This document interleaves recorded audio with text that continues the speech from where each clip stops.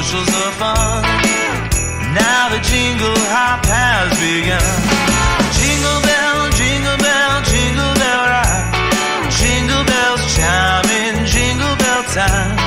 Dancing and prancing in Jingle Bell Square. In the frosty air. What a right time, it's the right time to rock the night away. Jingle bell time, it's a swell time to go riding in a one-horse sleigh. Giddy up, jingle horse, pick up your feet. Jingle around the clock. Mix and a mingle in the jingling beat. That's the jingle bell. That's the jingle bell. That's the jingle bell rock.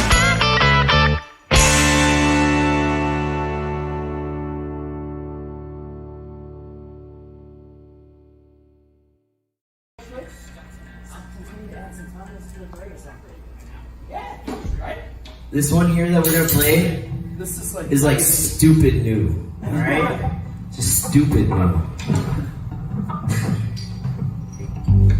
We're just gonna play it because what the hell, why not, right? Right. You guys wanna hear a stupid ass new song, right? Yeah. Cool. It's a little different, but it's fun.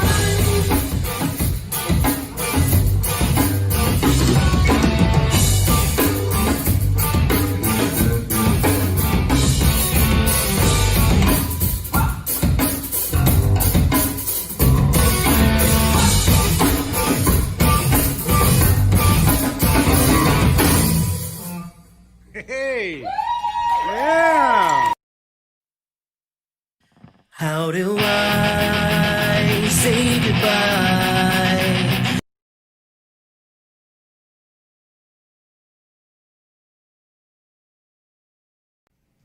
Warning. This podcast features adult subject matter, adult language, and things not meant for children to hear. Viewer discretion is advised. You've been warned.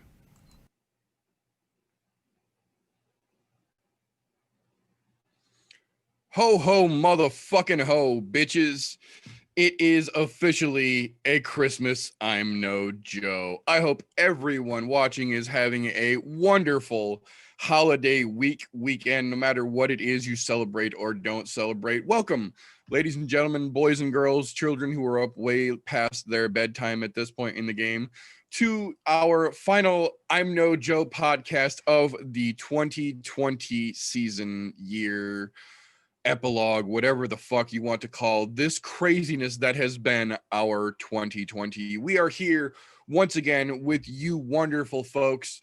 Today, we've got a little bit of a different show. It's kind of a wind down show here. There is no official event this weekend, even though we do have an interesting thing that's popping off this weekend last minute we'll talk about in a little bit, but there are no more official UFC or Bellator or Ryzen events as of now. I still have not seen confirmation if there will be a New Year's Eve 1 show like they generally do because of Backstreet Boys fucking everything up this year, but we'll get into the news and the shenanigans here in just a little bit. First and foremost here, Mr. Fresh03 should be with us shortly. He is finishing up his meal. RJ is MIA, supposed to be here shortly. You got me and the Golf Tee himself here. How you doing, Golf Tee? You done mute myself first. I'm over here busy typing a few, but doing all right. I didn't start anything on fire while I was putting it together. So fucking stuff. It's always a plus. Always a plus. There was whiskey in hand. No more whiskey for the evening though, because I will be woke up guaranteed at the butt ass crack of dawn. Because that's what kids do. Absolutely. So we should have a fairly rounded out panel before it's all said and done here. There has been a little bit of news that is unleashed in the last couple of days. Unfortunately, we did not get that Dana White 60 fighter list like we were hoping to be able to read off today. But if that list actually does drop, I have a feeling it's going to drop right before New Year's Eve, so the business can call all of those cuts on their 2020 finances and not have to carry them over.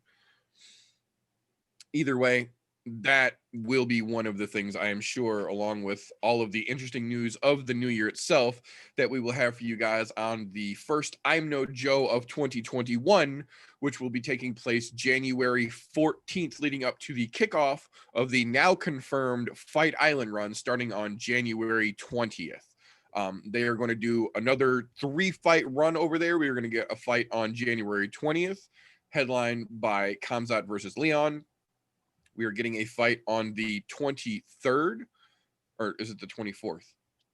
It's a Saturday, Wednesday, Saturday. Yeah, that Saturday, the following one. No, that's what it is. That Saturday is the 17th.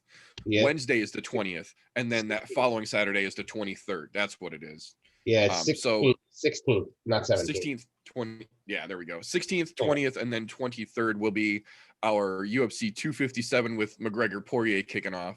So that means the 14th, I believe it is, we will be back for that I'm No Joe to give you the kickoff preview for the 16th show.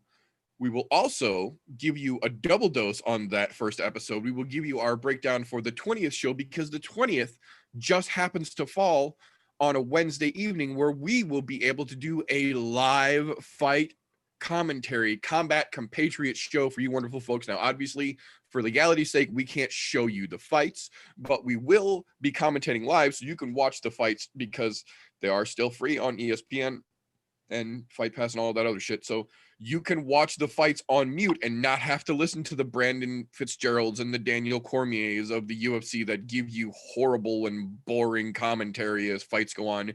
You get to get us in our raw form, giving you the live play-by-play from our point of view, which, to be personally honest, I think is quite entertaining, much more so than what you get from the actual broadcast. And generally, we get a lot of the shit that they miss because they're jibber-jabbering as well, too. So there is that. You will get that live Combat Compatriot stream that Wednesday night. So we're going to give you the double dose breakdown on that first episode. Then you will catch that Combat Compatriot stream. And then the next day, the 21st, we will give you our second I'm No Joe of the year, kind of a quick little recap, and then a breakdown for UFC 257, which will be coming up that weekend.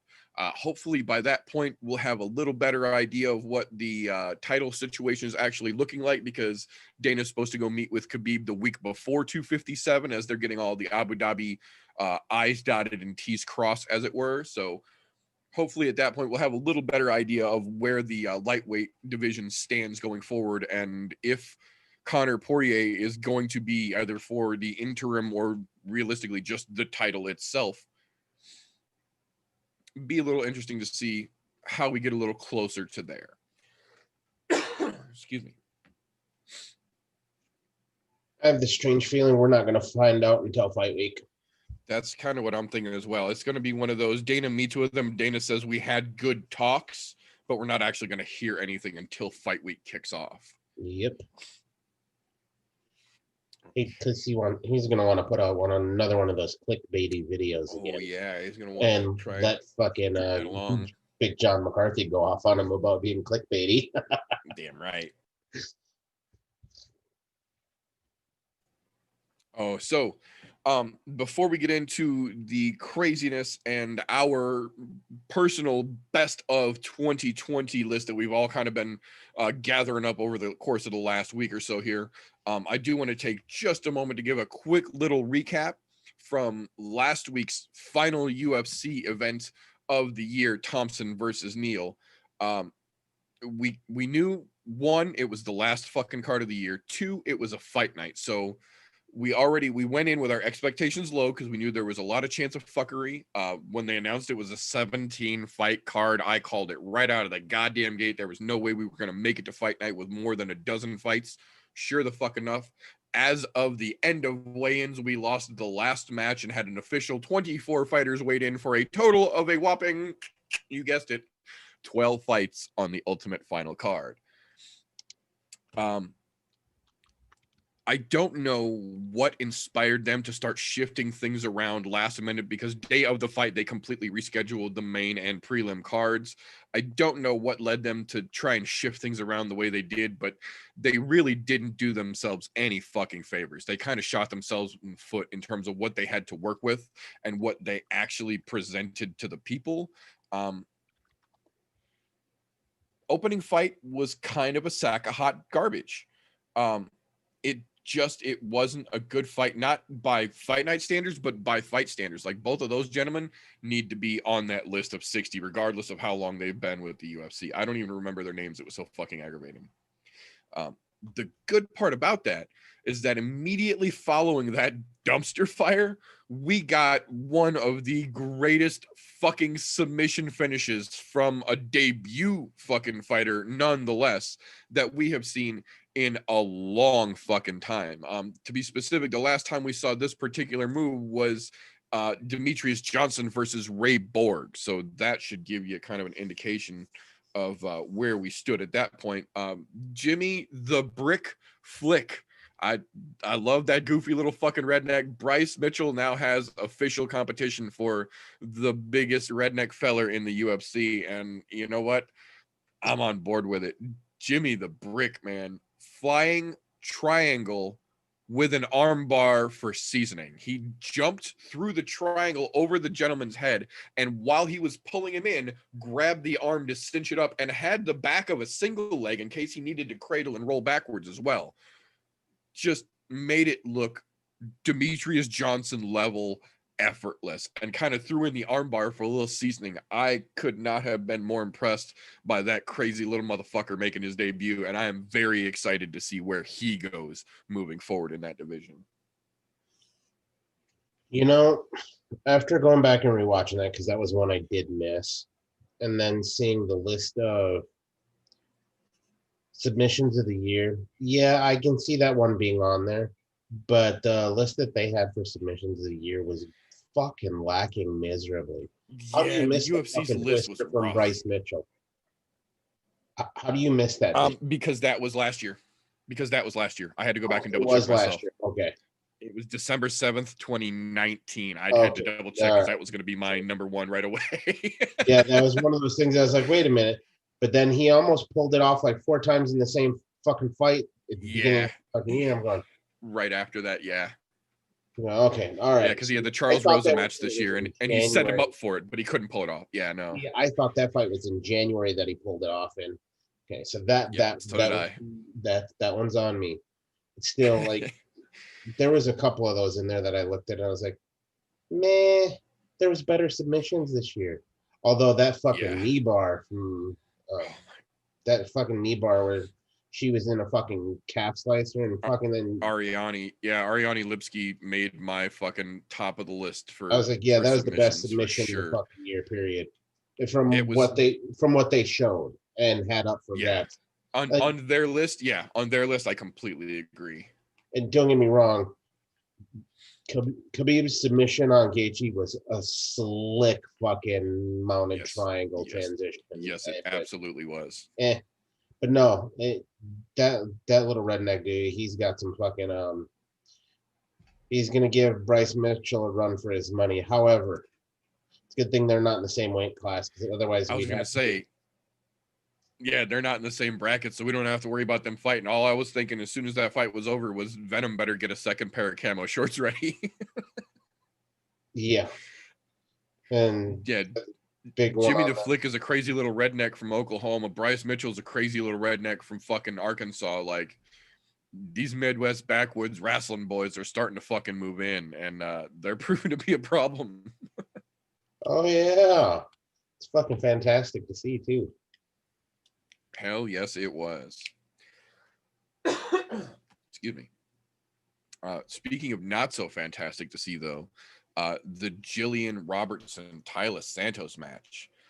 Talk about not going the way that we thought it was going to. We kind of had a feeling that Santos had the advantage on the feet, but we knew if it got to the ground, then that was Robertson's bread and butter, and that was likely going to be where she did the majority of her work. And to be fair, it is where she did the majority of her work. It just didn't quite go the way that anyone really anticipated it was going to go. Tyler Santos was successfully able to evade every fucking submission attempt under the sun because Jillian Robertson was pulling him out of left field and just trying any and everything and had some great fucking locks in, had some smooth transitions, but Tyler Santos somehow was able to just slide her way out of that every single fucking time. And in the process of doing so, managed to land a short elbow that cracked the fucking bridge of Jillian Robertson's nose, even from one side to the other, and just had fucking blood trickling down. There's a fucking great shot that the UFC has actually used, and now so has Jillian Robertson, of her laying on her back in the process of transitioning. I think it was from being in side control to an armbar. Yeah, she was working an armbar, and she was getting ready to try and twerk over on it. And she's laying on her back, just kind of looking up at the camera, and there's just fucking blood running out of both sides from the top of the bridge of her nose. And you could see that God damn it look on her face. Like, she was very frustrated that her game plan was not working. So, you know, to be fair, go ahead. She put up more fucking attempts from the fucking back than I've seen any fighter do in recent history. Yes. Like, she did not fucking quit, and my hat's off to her for that. However, she was getting beat like she owed her fucking money. Yeah, Santos was definitely able to outstrike her for sure. But to her credit, another reason I'm a fucking huge fan of Jillian Robertson, broken nose, stitched up fucking nose and all. Literally Sunday afternoon, she was at Dean Thomas's house with the fucking boxing gloves on, doing rounds in his fucking garage. Again, the day after the fucking fight. No butthurt, no crying, no whining. She literally got her fucking nose stitched up, went to sleep, woke up, put the fucking gloves back on, and went right back to work to sharpen up her fucking striking. So, yep, and she gotta fucking admire that. Lacking. She knew immediately, and she said, you know, I got pieced up. My jiu-jitsu was good, but it wasn't enough, and it clearly didn't get me what I was after, so I got to go back to work. Yeah, and she did the next day. You know, for me, that's a huge fucking thing. Because you know what? Sometimes it's those fighters where you see that happen, where they go, you know what? That hole is way too fucking big. It's time to close that up, and they get right after it. That means good things for her moving forward. The loss, yeah, going to set her back a little bit, but at the same time, that little bit of push that you have there to say, I need to get back after it, dude, she's going to be a problem once she gets that hole cinched up. I agree. You know what it immediately reminded me of? There was a not red hair, but there was a little blonde girl a few years back coming off of The Ultimate Fighter who was an amazing judoka and jiu-jitsu practitioner, but absolutely needed some work on her striking. And it wasn't until she got her ass handed to her that she shaved her head and decided to get serious about it. I'm not saying I think Jillian Robertson is going to shave her head, but the transition that we have seen her make, the progress that she has made, and the way that she handled that loss immediately made me think of watching Rose Namajunas make her transformation from shy blonde girl to badass that she is today. Yeah, and I doubt we're going to see Jillian Robertson shave her head.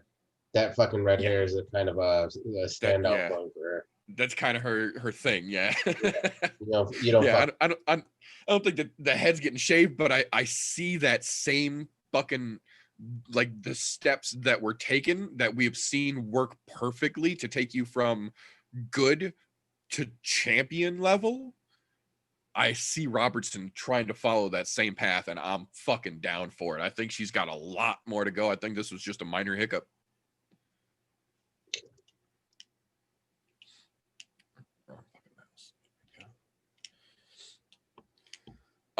From there, I have to say, I had a slim amount of faith. It wasn't a lot, but I had a slim amount of faith that Ahoyo coming in being a foot and change taller than Duran Win, coming in at a catch weight, so he didn't have to cut as much, would have been able to use his length and obvious size advantage to shut Mini DC down. And instead, we learned that while Mini DC might have absolute garbage, dog shit level striking, he has been paying attention to DC when they're in the wrestling room, because he shot a whopping 12 unstopped and unanswered takedowns against Ahoyo. He made Duran Win look spectacular at wrestling. Not that he's bad, but he made him look great, because anytime Duran leaned forward, Ahoyo was off his feet. He never capitalized, couldn't do shit with it. Look, I'll say he ragdolled the shit out of him when it came to wrestling. Yes, he did. If they were going $100 a takedown, that motherfucker owes him some fucking money. Because, and look, I'm not the hugest fan of Duran Win. The whole, I mean, maybe it's because I just dislike DC so much. I don't necessarily have anything against Duran Win, but I've never seen him as a high caliber UFC fighter. Never. No. The way he ragdolled him, there's no denying that the dude's going to move up the ladder doing that. And don't get me wrong, there's a lot of guys who are takedown defense are a lot better than that. But if you can still pull 12, you got a fucking dozen in the match. You can do it against other guys that are fucking better, have better takedown defense than that fucking thing. So absolutely. I have a feeling we'll see him move up a little bit. I don't think he's ever going to make it to a title shot unless he stitches his fucking striking together, because this striking is fucking miserable. It is, but the interesting thing, and Big John actually talked about this on the episode that he and the Punk did, talking about their recap for this. He made a real good point in that this was a catchweight fight.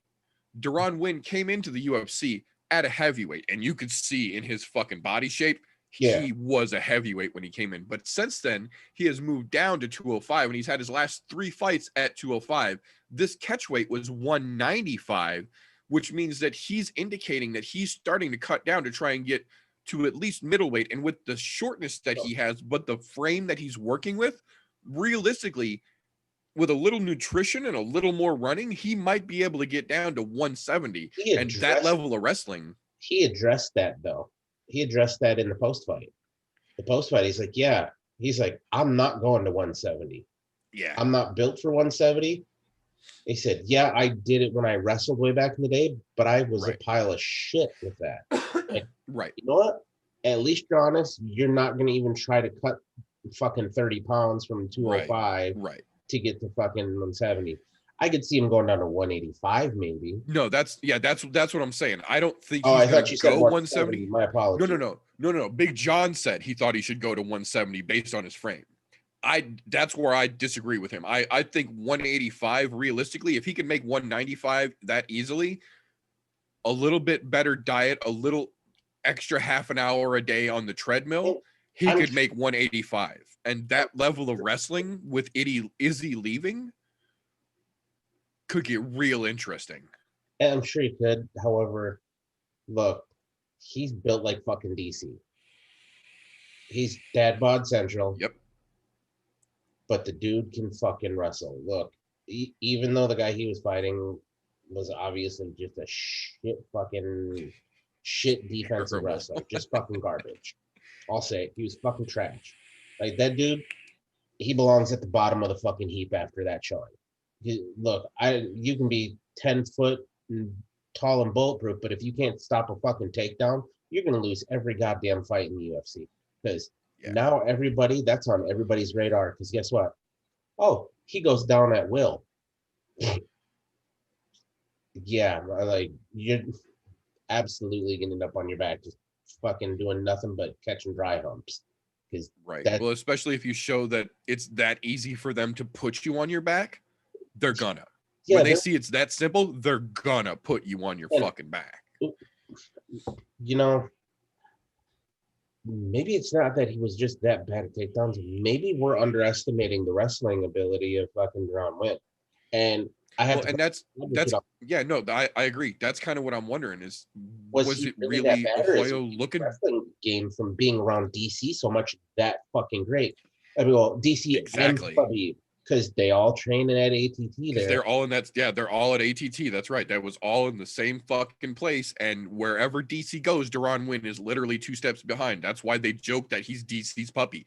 He is always literally right fucking there. So if DC and Khabib are working, Deron is taking notes on the fucking sideline and waiting to get into the ring too. So there's an equal possibility that Ahoyo was dog shit as much as Deron has been taking fucking notes and working on it, and he might be coming to fucking middleweight with a serious wrestling pedigree that could change the division. And that could. There's no more UL. There's nobody right now in that division that can wrestle or that can wrestle to a high caliber. The only person left to hold down the real wrestling pedigree and middleweight right now is Robert Whittaker. Yoel just left. Izzy's going up to 205. Costa's not a fucking wrestler, clearly. No. Everybody in middleweight right now is strikers.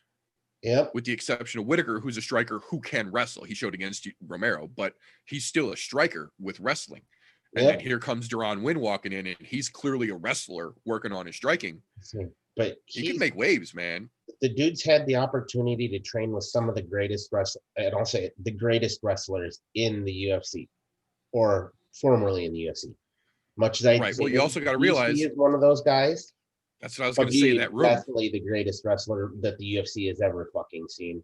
And you can't forget the big man who worked in that room as well, Cain fucking Velasquez. Yep, Cain Velasquez.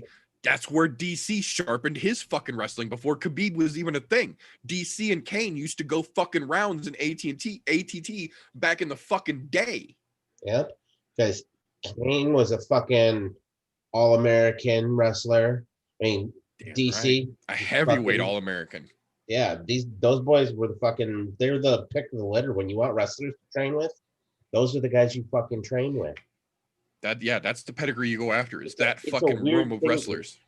For me, it's a weird thing to talk about Deron Wynn this much because of that fight, but at the same time, there's a lot of shit at play there that you got to think about going. Yeah, that's a lot more than it looks like on fucking surface. Yeah, I agree. Like shit takedown defense wise, but maybe wins fucking takedowns and fucking wrestling is just that good, and we just don't realize it yet because he hasn't gone up against an opponent who has They haven't fed him to somebody who's going to make him use it. Yeah, I want to see his next fight with somebody who has a decent takedown defense, because that'll prove where his fucking wrestling is at. And if maybe it wasn't a royal, maybe it was just his wrestling is that good, so fucking be it. Then I'll join the party and I'll back him. You know what? Because with that kind of wrestling, 12 takedowns at 195, you don't see that happen at 205. You don't see that happen at heavyweight. The only time you see those kind of numbers is down fucking way down there, the 155 and below. You don't see that shit even at 170. That gasses those motherfuckers out. Wynn had a fucking field day. There's no way he'll ever break that. That'll be his personal best for fucking ever.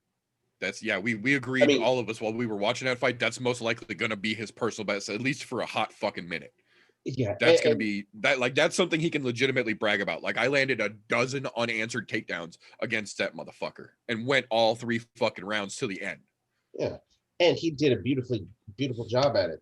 The only thing I was a little perturbed at is, he took him down, but he didn't do as much damage as he could have, because there was a lot of times. That's my main problem with it. Like, anytime he wanted Ahoyo on his back, he put him there, and Ahoyo could not fucking stop it. The problem was, every single time of those dozen takedowns that he easily landed, he didn't capitalize on anything. He didn't land any ground and pound. He never went to advance the position. He basically held him there and wrestled him without trying to finish the match.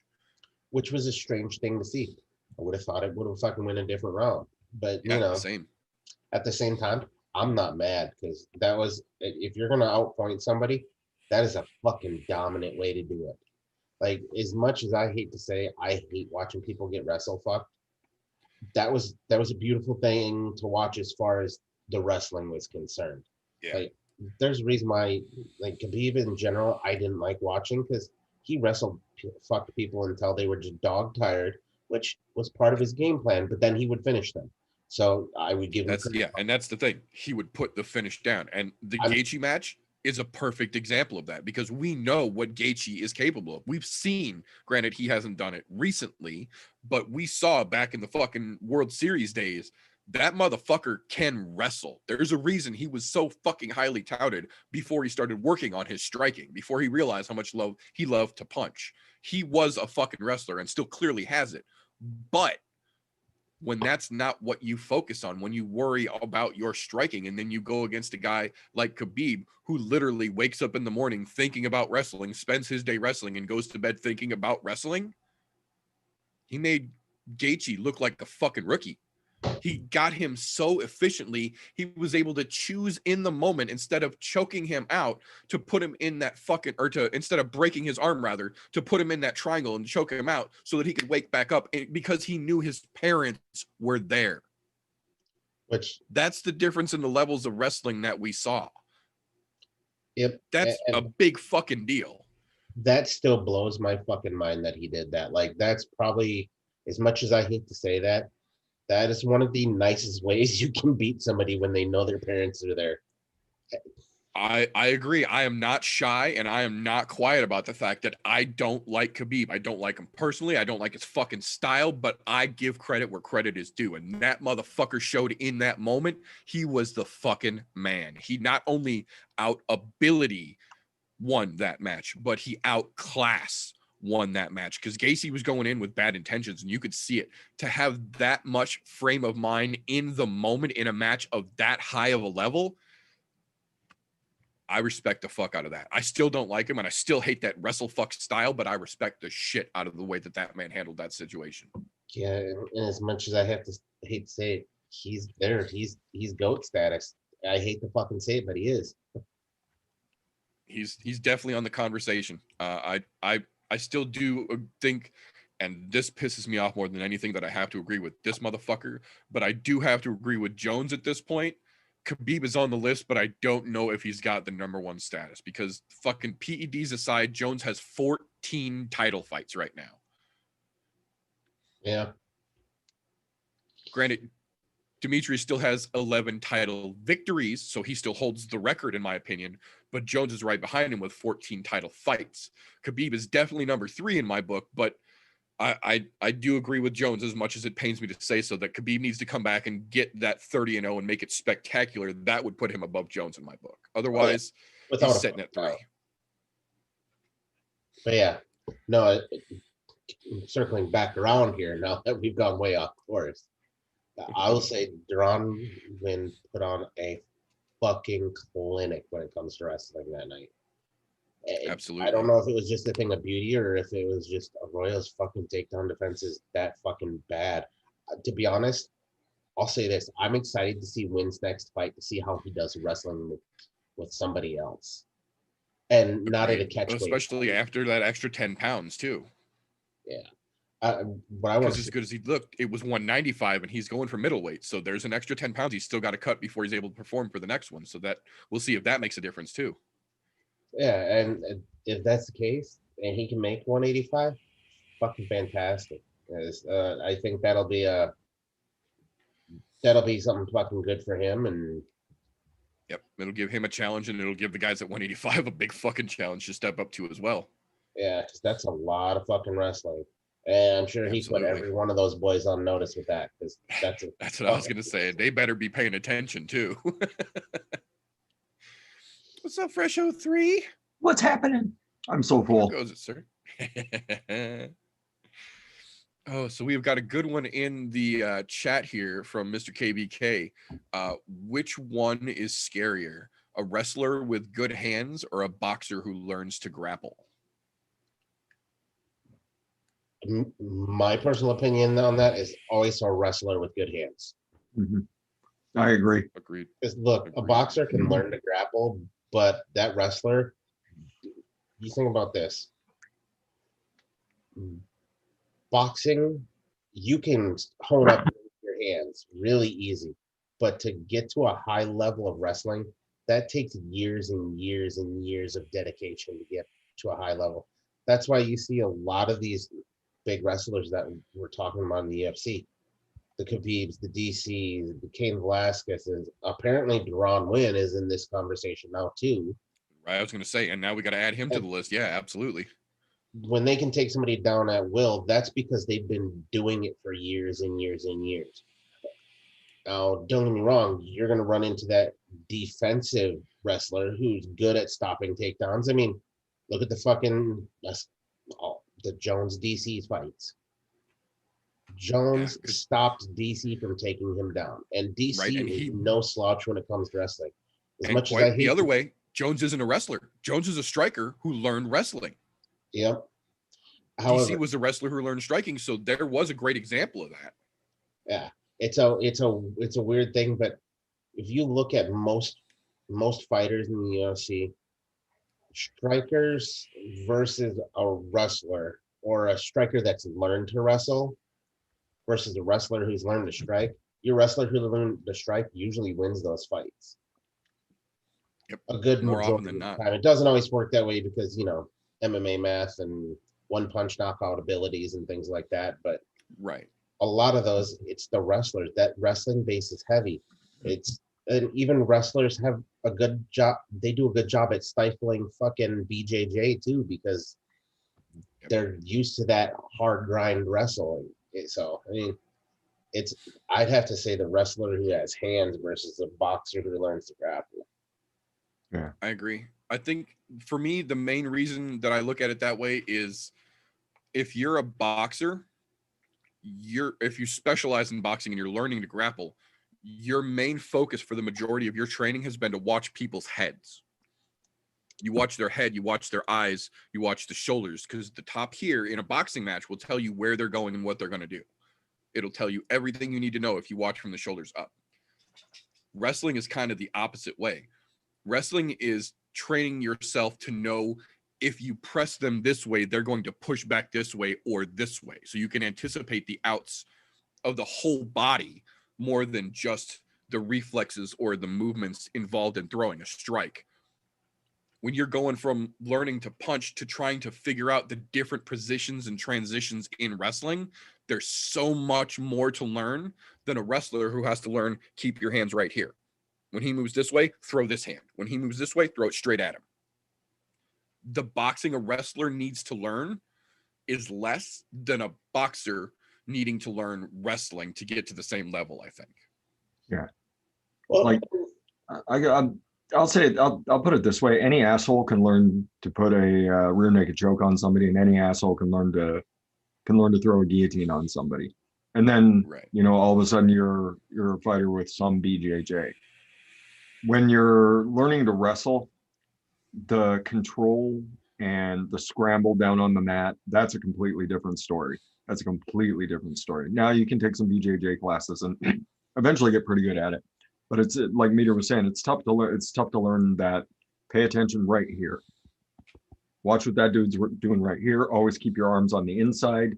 Never let him get you outside, because you're going to lose control. And it's that control in wrestling that really pays off for wrestlers. And that's why you see a lot of wrestlers make it pretty darn far. And it does induce a different type of cardio when you're sitting there rolling on the mat with somebody like all the time. That's all you do, all the way through high school, all the way through college. You have a different type of cardio. You've got upper body cardio, you've got core cardio, you got leg cardio, you've got everything for days, because a 15-minute wrestling match is absolutely exhausting. From a guy who was a wrestler in high school, it's absolutely fucking exhausting. But yeah, I mean, once I started watching MMA, I mean, it was easy enough to start throwing those BJJ moves into what I already knew. And yeah, so it's, I think the transition from being a wrestler to, learning how to throw a punch, because that's not all that hard of a thing to learn. It's just repetition. Repetition. You can pick it up relatively training your quickly muscles. and get yourself some good hands. And then it's all about, learn a little bit of movement, keep your body moving. Don't stay stationary like you do when you're a wrestler. You just go and lock up. So there's a lot less to learn as a wrestler going to MMA than I think a boxer going to MMA. There was one other thing I thought about. And don't get me wrong, if you're a wrestler learning to strike, you're never going to get to that level of a guy who's been boxing for 30 years. Never. Because that's not been your main focus. You'll get semi-close. I'll say semi-close because you're not really going to ever get close. But you'll get to a level where you can at least compete. Right. But I mean, there to each of those, because it's just as it is, mixed martial arts. Each one of those art forms, you can learn them and you can get proficient, but they take years to master. Yep. Absolutely years to fucking master. I mean, let's just say, for example, look at fucking Mike Tyson. He didn't get that shit overnight. That was years and years of training from the time he was little till an adult. Fuck, he still does it now. We just saw it. I mean, and he still swings fucking with some very great technical fucking punches. Damn right. If that dude ever tried to take on MMA, it would take him years to get the wrestling and grappling down. Well, a great example of that, actually, James Conor McGregor. Conor McGregor, literally since he was 17 when he was plumbing, has been working on his boxing and his striking, and is arguably one of the greatest strikers in not just in the UFC but in mixed martial arts. That fucking left cross that he throws is literally one of the most accurate and dangerous punches in the world of mixed martial arts. He's such a great striker that he came in against Floyd Mayweather in his first professional boxing match, landed more strikes than any striker has ever landed against him, and only went 10 rounds. On the other side of that coin, when he stepped in against a guy like Khabib Nurmagomedov, who has spent his entire life since he was a toddler developing his wrestling and just added striking later in life, he was able to put on a decent striking defense and was able to initially stop a takedown or two. But when it got to the point where the wrestling conditioning kicked in, Conor didn't have it, and Khabib did. And you saw Conor get taken down when Khabib wanted to take him down. He put up an effort on the ground, but Khabib was clearly able to do what he wanted when he wanted on the ground, because Conor cannot put 3 years into wrestling to get what Khabib has got out in 30. It's a perfect example, because Conor still is a great striker. Mm-hmm. You'll never go into a Conor match looking to see him wrestle, though. Exactly. I mean, I think that's why whether it's PFL, Bellator, UFC, ONE FC, doesn't matter. All of them, they do a couple different things. They'll pick up wrestlers, and they'll pick up strikers, and then of course BJJ, judokas, that type of grappling artist. Why? Because they make for exciting fights in different ways. So you're always going to see somebody who's really good at this. Eventually, is going to fight somebody who's really good at fucking this. Whether it's a wrestler versus a striker, a BJJ person versus a striker, BJJ versus a Styles wrestler. make matchups. Yeah, it makes for good matchups. And to each one of those skill sets, there's definitely fucking levels, and you can see it the most in MMA when you see those differences where, oh, this guy's been working on his striking, but this guy's been a long time striker. You can see the fucking differences. I mean, look, even let's say something recent, the Cowboy Connor fight. It didn't last long. Cowboy's been striking his entire fucking life, but he's also been a fucking grappler his entire fucking life too. Yep. But because Connor focused mostly on striking his entire life, not so much on the grappling aspect, that's why we saw the type of fight that we did out of that. There's levels to the fucking game. And it's that took everybody by surprise. Like, what the fuck did he just do? Yeah. Yep. The shoulder strikes. I see him all the time. Now you see him all the fucking time. Now it's fucking. Yep. Well, and another perfect example of that fight is that we know that Cowboy can strike. We saw it against fucking everybody from that Rick Story beautiful fucking exhibition up through, you know, who fucking name somebody that Cowboy's fought. He's always put on a great striking clinic.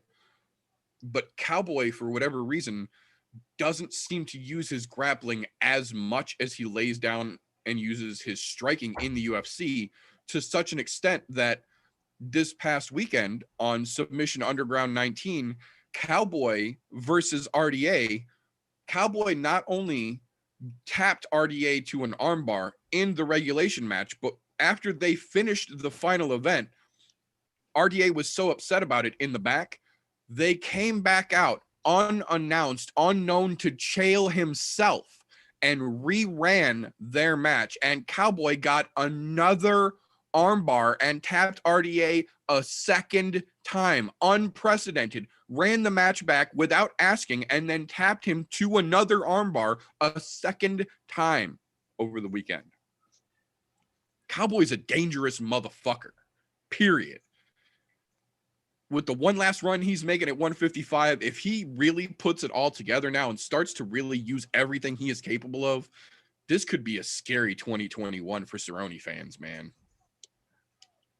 Yeah, that was fucking. It was a thing of beauty to see, because everybody says, yeah, he's got a great gun game, but he never uses it. Submission Underground, you finally got to see him use it. And look, there may or may not have been some sort of controversy in that regulation. But that's why he's like, fuck it. Cowboy is Cowboy. Let's run it back right away. Yep. Come on.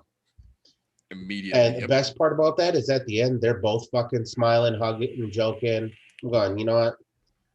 That's why I love combat sports as a whole lately. The only one that doesn't do that still is fucking boxing. And I don't get that. You don't see that hardly at all in boxing. Ever. No. Nothing to the same degree. Yeah. Money involved. Yeah, it's fucking crazy. Like, you look at the stuff that you see out of MMA's grappling events. Those guys always, you win, lose, or draw. Fuck it. Let's have some fun afterwards. Smile, fucking hug it out. Handshake, hug. Yeah, exactly. I mean, yeah, you got to think most of the MMA guys, you know, or most of the MMA guys are pulling maybe 10 grand a fight. You get you get a fight night bonus or something like that. You made 60. And then you're done and you're going back to your regular job, whatever the hell that happens to be. Right. So, I mean, it's for them, it's not about the money. It's about the skill. It's about, it hasn't gotten to that point. But boxing, I mean, every single boxing fight, you're looking, these guys are pulling in $30,000, $40,000, depending on what's going on with the pay-per-view. The headline guys are pulling in millions. It's fucking, the amount of money that flies around boxing is fucking ridiculous. And I don't know all that many people that watch boxing. Like, seriously, like where are these people at? They're down south and over in Europe and places like that. Not Boxing's not as popular as it was here in the US, but yeah, there's so much money involved that it's a business. Boxing's a business, period. You don't have time to be friends with anybody. You don't have time for anything like that. It's on to whatever the next fight is. How can I get that next $30,000-$40,000? Because my time in the sport is incredibly limited. So Right. Yeah, absolutely agree. So moving along, run these last couple down here real quick. We kind of had a trend at this point in the card Saturday night.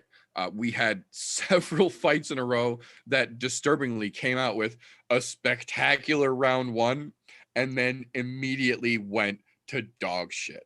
I'm not going to say Duran win put a taint in everybody's mouth, but from that moment on is when it really started. And Sarge, much to my dismay, was the first one to really fully body that fucking movement. She came out and looked just absolutely great in round one. And for whatever reason, when the bell rung to start round two, she forgot everything that just happened for the previous 5 minutes and just forgot what the fuck she was doing in general. She really did let that soup can just run away with this fight. And it wasn't anything that she fucking did that was spectacular. It wasn't anything that she did that Sarge couldn't or shouldn't have been able to stop or negate. It's just for whatever reason, round two started and Sarge completely forgot her fucking game plan. She let Penny Kanzad run away on her. She looked really gassed going into that second round, which was really fucking strange for somebody who's had so many fights this year. I completely agree. Somebody we've seen go much longer and much harder than she did in that one round. She looked like she was completely fucking spent the second she hit that stool. Yeah, I'm wondering if there was something underlying going on that we didn't know about. I think you Yeah, might I mean, be you correct take there. you take that many fights in a year, eventually it's going to catch up with you. Yeah, it's got to get to you sooner or later. I agree. So she may have just reached her limit. Right. Yeah, that could have just been 15 five was too 15 many in a year. Yeah, 15 fights this year, Sarge. Yeah, got to dial one back. No. We'll take 14. Remember that. Right. But like I said, the problem was that this turned into a fucking trend. And sure enough, the quote unquote premier prelim fights was no fucking exception. Anthony Showtime Pettis versus Alex Morono. Alex Morono came out in round one and just fucking established himself. And I was super fucking happy to see it. I kind of thought that's how the whole fight was going to go. And once again, we get a great round one. And the second they hit the stool, the entirety of the polarity of that fight flip-flops. Pettis comes out round two, again, not doing anything spectacular, trying all the flashy shit you anticipate Showtime to try, most of it not landing, but looking fancy. But Morono just forgot his fucking game plan. He couldn't get his timing back down. He couldn't stop Pettis from pushing him around. He couldn't cut the octagon off the way he needed to. He was just circling around, and Pettis started to go in and outpoint him and do all the crazy shit you expect Anthony Pettis to do. And sure the fuck enough, we get to the decision, and just like you thought it was going to be, Pettis did enough flashy shit and enough point fighting that he took the fucking decision, because from round two on, the one who started it looking spectacular shit the bed. It looked like he let off the gas on that second round, which was a mistake. Completely. You can't give Pettis that kind of time to figure out shit and start throwing flashy things. And don't get me wrong, there was a couple flashy things that he did that were fucking crazy and awesome, like his leg kick, the spinning fucking head kick. That was fucking amazing. But for the most part, he didn't do anything outside of what you would expect Anthony Pettis to do. Some flashy shit that doesn't work, some that does. But it looked like Ronald just let off the gas or forgot how to fight. I got a great round one. That means I won the fight, right? Right. Yeah, no, that was the fucked up. That's what I was saying. That's the fucked up trend that happened. Like several of these matches, round one looked spectacular. And then it's literally like when they hit the stool in between and stood back up for round two, they forgot what they were doing or where they were, what they were supposed to be fucking going after. And the whole performance fucking changed. The one thing I will say, I don't know if it's good, bad, or otherwise just yet, but we did find out that we knew going in, this was Pettis' last fight on his UFC contract. He'd kind of been hinting that he was talking about stepping away to start his own management company, his own fight promotion company. Over the last week, he's been doing a lot of promotion about that, kind of leading towards the fact that he might just retire to go focus on that. Then we found out after the fight, he did confirm this was indeed his last fight on his UFC contract, and he was not going to pursue a renewal. He wanted to test the free market agency. No mention of retirement or otherwise. So at that point, 12 years in the company, had a title at one point, literally the only fighter to ever go on a Wheaties box, made the most of his opportunity for goddamn sure. You can't be mad at it. Yep. We found out Sunday, he wasted no fucking time. Saturday night when he announced his free agency, Scott Coker tweeted that Anthony Pettis versus MVP could be one of the biggest fights of 2021. And then Sunday morning, Anthony Pettis tweeted out that he had officially signed with PFL. He will be competing in the 2021 PFL season, going after their lightweight $1 million against Rory McDonald. Yeah. So that I think will create an interesting rivalry over there, because those guys never really got to get in there and mix it up the way that they potentially could have.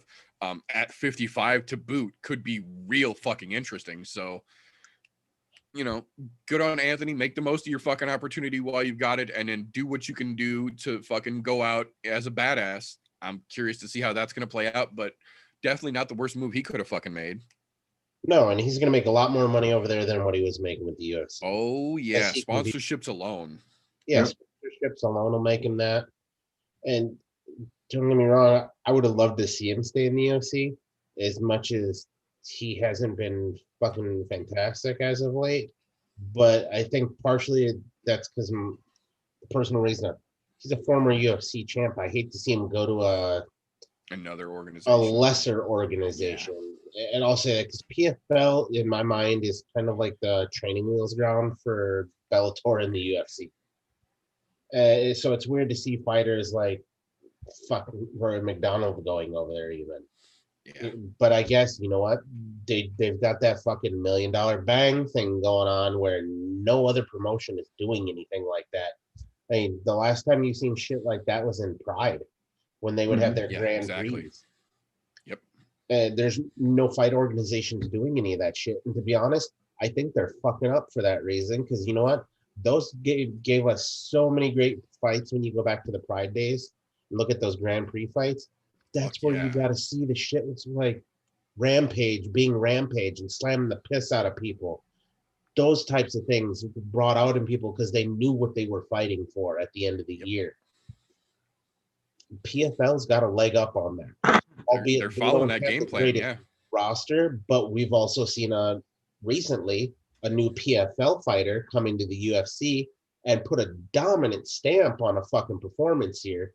So I'm thinking they're a training wheels organization where, yeah, we're offering these guys $1 million, but it's also a stepping stone for them to come into UFC, Bellator, and make a name for themselves. Because I mean, that dude came in and he absolutely he made it worth his Fucking while. shop. Yeah. Yeah, I agree. I think it's going to be real interesting to see how that plays out going forward. Bringing us into the main card here. Finally, Jesus titty fucking Christ. Finally, somebody was able to put that fucking obnoxious soup can on his fucking ass like he deserved to be. The only complaint I have is that Marcin Tybura waited too fucking long. He was too fucking trigger shy. He was too fucking worried for too long into that fucking fight. Almost wasted the first round, quote unquote, feeling out.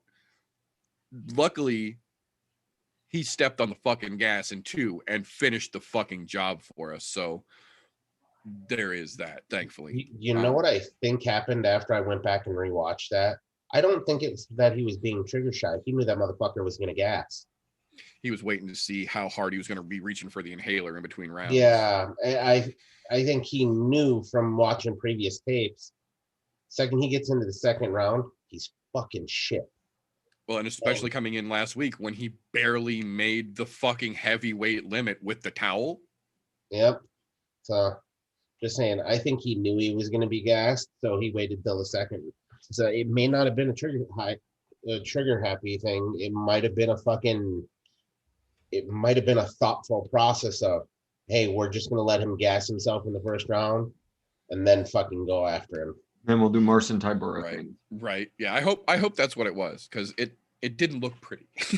No, it didn't look good. It was effective, but it looked rough. But going back and looking at it, I was like, that makes a lot more sense if he was waiting for him to gas himself out, because the dude's got no fucking gas. None. Fucking none. But the good news is Tybura got it done for us, finally ending the undeserved and unrealistic fucking hype for that epic level piece of shit. So there was that. Moving along from that dumpster fucking fire, though, we did get one of the greatest fights of the fucking evening, and personally one of the most fucking surprising turn of events of the evening. It kind of confirmed two things for me, one good and one bad. The good one, Rob Font has not been wasting his time off, not in the fucking slightest. You might not have heard a lot about him in the last year, but you better fucking believe that man has been grinding in his time off. The other part, the part that's not so good, is it did confirm to us that Marlon is on his way down. Yep.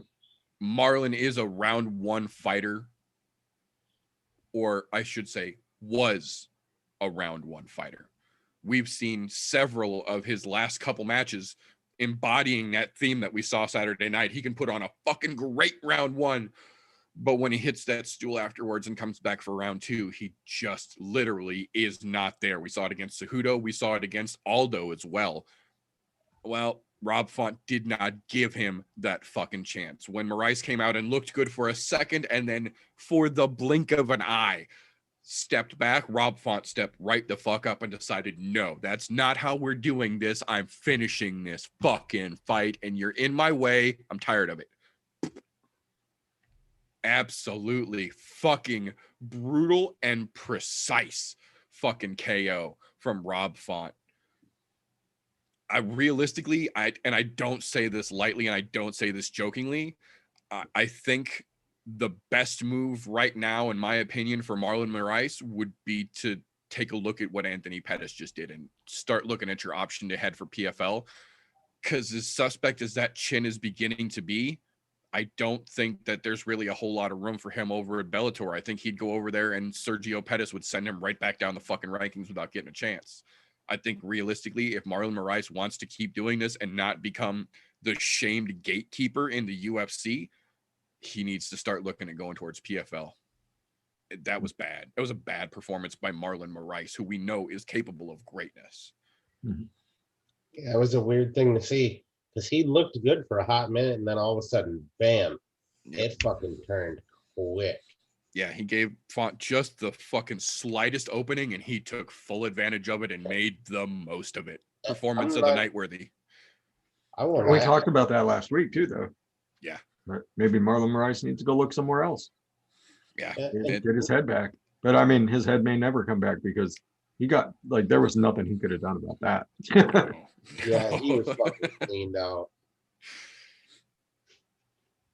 Yeah, Rob Font is most definitely back with fucking authority and just diving straight up the fucking ladder, deservedly. And Marlon Moraes is doing the exact opposite. That man is tripping and stumbling down the fucking rankings so fast. It's really genuinely hard to think that he's going to be left to keep the gate position, that he's not going to earn himself one of those positions on the list of 60 with the ass whooping that he just got on top of some of his last couple performances. In an industry of what have you done for me lately, he ain't done shit for us in a fucking minute now. He might be on that list, and it might not be his choice to head to PFL. Yeah. Moving on from there, just a couple more here real quick. The People's Co-main event, as it were. I have to say, I was disappointed. I was genuinely disappointed. I understand that Chaos Williams is still new and that he is kind of made a Chimaev-esque run in that his first couple outings ended real fucking quickly and looked real good for him, regardless of who was across from him. But for whatever reason, the momentum started to fucking slow down here as soon as, again, we get to round 2. Round 1 was a pretty even back and forth, a little bit of a feeling out, but not bad. But then round 2, Chaos Williams just started to slow down. And again, very much like the Pettis fight, Pereira wasn't landing anything hard. 90% of what he threw was flashy capoeira-esque bullshit just to invoke a response, not to actually land or do any damage, just trying to show out, very Anthony Pettis-like. But Williams could not get around it. He couldn't time it out. He couldn't land a good enough shot to do anything in the meanwhile. And it's like the weirdness threw him off too much. And he let the clown literally outpoint him to a decision. I don't know if he was just shook by the flashy bullshit or if this was kind of like Sarge, where Chaos has just had too many fucking fights too close together towards the end of the year here, and it's starting to catch up with him. But this was not the Chaos Williams that we just saw not that long ago. He completely fucking stepped out of his comfort zone here in a bad way.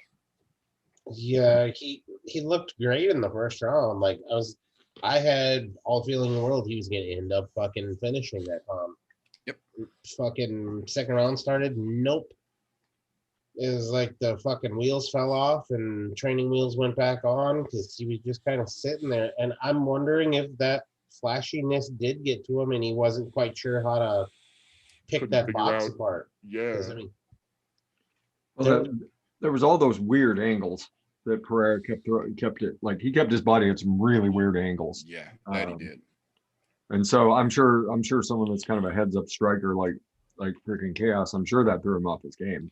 So yeah, it was a weird fucking fight. To be quite honest, it was a weird looking fight. Yes, it It absolutely looked was. semi-normal in the first round, but then of course, I mean, you got that ass clown in there. Yeah, you knew it He's was gonna get do weird. stupid shit every fucking time. I mean, there's reasons why we've seen him get sent into orbit before because he does stupid shit. Credit for consistency. It's not something he does once in a while. That is true to his fucking style. So I will give him fucking credit for consistency. This isn't something he does for show. This is actually how he does this. So, I don't think it's going to work much longer. I think people are going to get that capoeira-esque timing that he tries to use figured out pretty fucking quick here. And if it's not Chaos, it's going to be somebody much bigger who figures that out, and it's going to hurt him. But good luck while it's working. yeah, I mean, if something's running, keep that train fucking rolling. Yeah. He's taken a couple people down pretty. Yeah, I think he's won at least his last 2. His last 2 in a row. Yeah. So yeah, I mean, I give the guy credit for his game plan. Just stick. Credit for consistency, but he's entertaining as fuck to watch. I'll say that about him. He's not going to knock anybody out. He's not going to knock anybody out or anything, but it's going to be fun. Right. Absolutely. So from there, that'll bring us to the co-main from Saturday night. This was a matchup I was genuinely excited about, and it did not play out at all the way that I thought it was going to play out because unfortunately it got sucked into that same fucking theme of the evening where we got a spectacular round 1 and then round 2 started and the whole fight just started going the other direction. And kind of unexplainably, like, Jose Aldo, to his credit, looked pretty good. Did not look spectacular, did not look terrible, but looked pretty good. Cheeto, on the other hand, looked like when the bell for round 2 hit, he forgot what his game plan was. Like, he started leaning away from the leg kicks that were working. His timing seemed to kind of lose a half a step or so. And it wasn't that he looked gassed. It just looked like he couldn't quite catch the timing again. Like, he had lost his own rhythm in the fight. And he literally let Jose Aldo point fight him to fucking victory. This is another one of those where it wasn't anything that Jose did that won him the fight. It was the fact that Cheeto started like a fucking lawnmower and then turned into one of those little Fisher-Price bubble poppers. Like, We thought he was going to come out exactly the way that he should have, and he would have clearly won the fucking fight had he done that.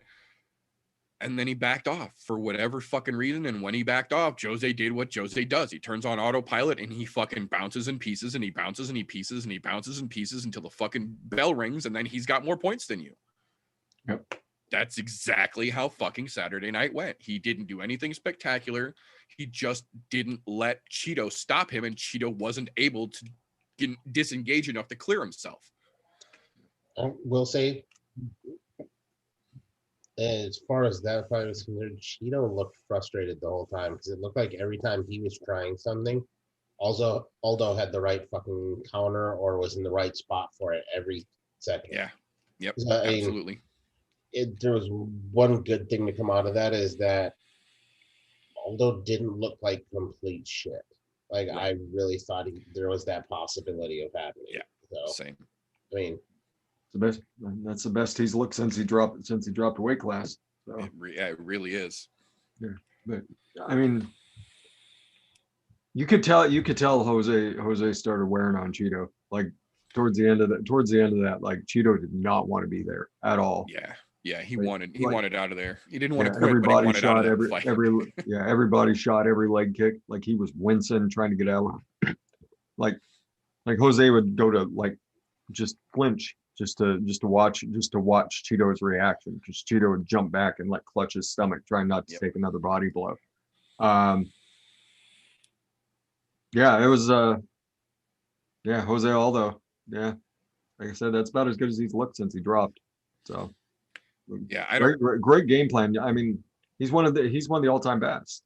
Like, Yeah, no, he definitely did exactly what he needed to do. I don't know if that performance gives me any confidence at all that he's realistically going to get another shot at 35, though. he shouldn't. With fucking Aljo, with Sanhagen, with Frankie, with fucking Peter Yan up at the top of that list.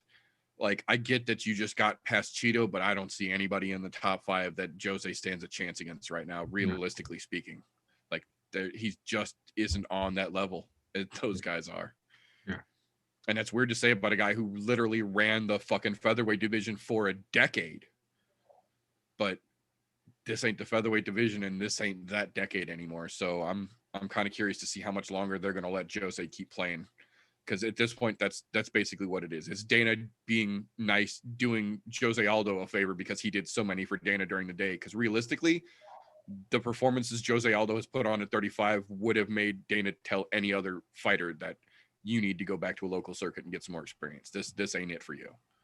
But because it's Jose. I think the strange thing to me is when I watch Jose fight, every time he fights, he seems to fight to his opponent's level. Like he doesn't, you don't ever, it's not anymore. Like he used to just fucking straight outclass motherfuckers.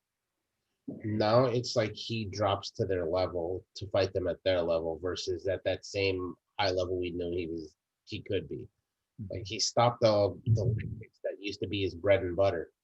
Once that stopped, he started making that downhill fucking descent.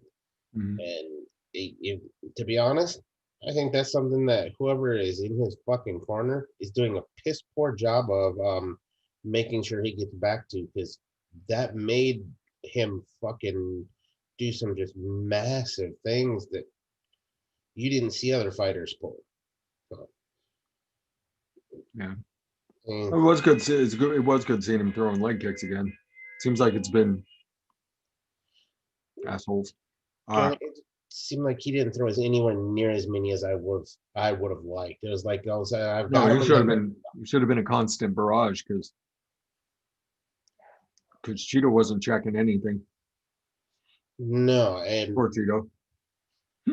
that fucking, for not using what was his bread and butter at one point, it's a weird thing to go, yeah, he could do this better, but no. Nope, not gonna do it. Yep. So, I mean, we saw the old game plan. It just wasn't quite as furious, I guess, as we're used to seeing. Bit of a strange thing, but it is what it is. That's what I was gonna say. We did call one part pretty damn fucking correct though, in that he went in there trying to Jeremy Stevens Cheeto Vera. He was throwing very old school Jose Aldo hard fucking body shots for the majority of that fucking fight, and those were landing and very clearly having an impact. That's one of the few changes during the fight that Cheeto actually did make.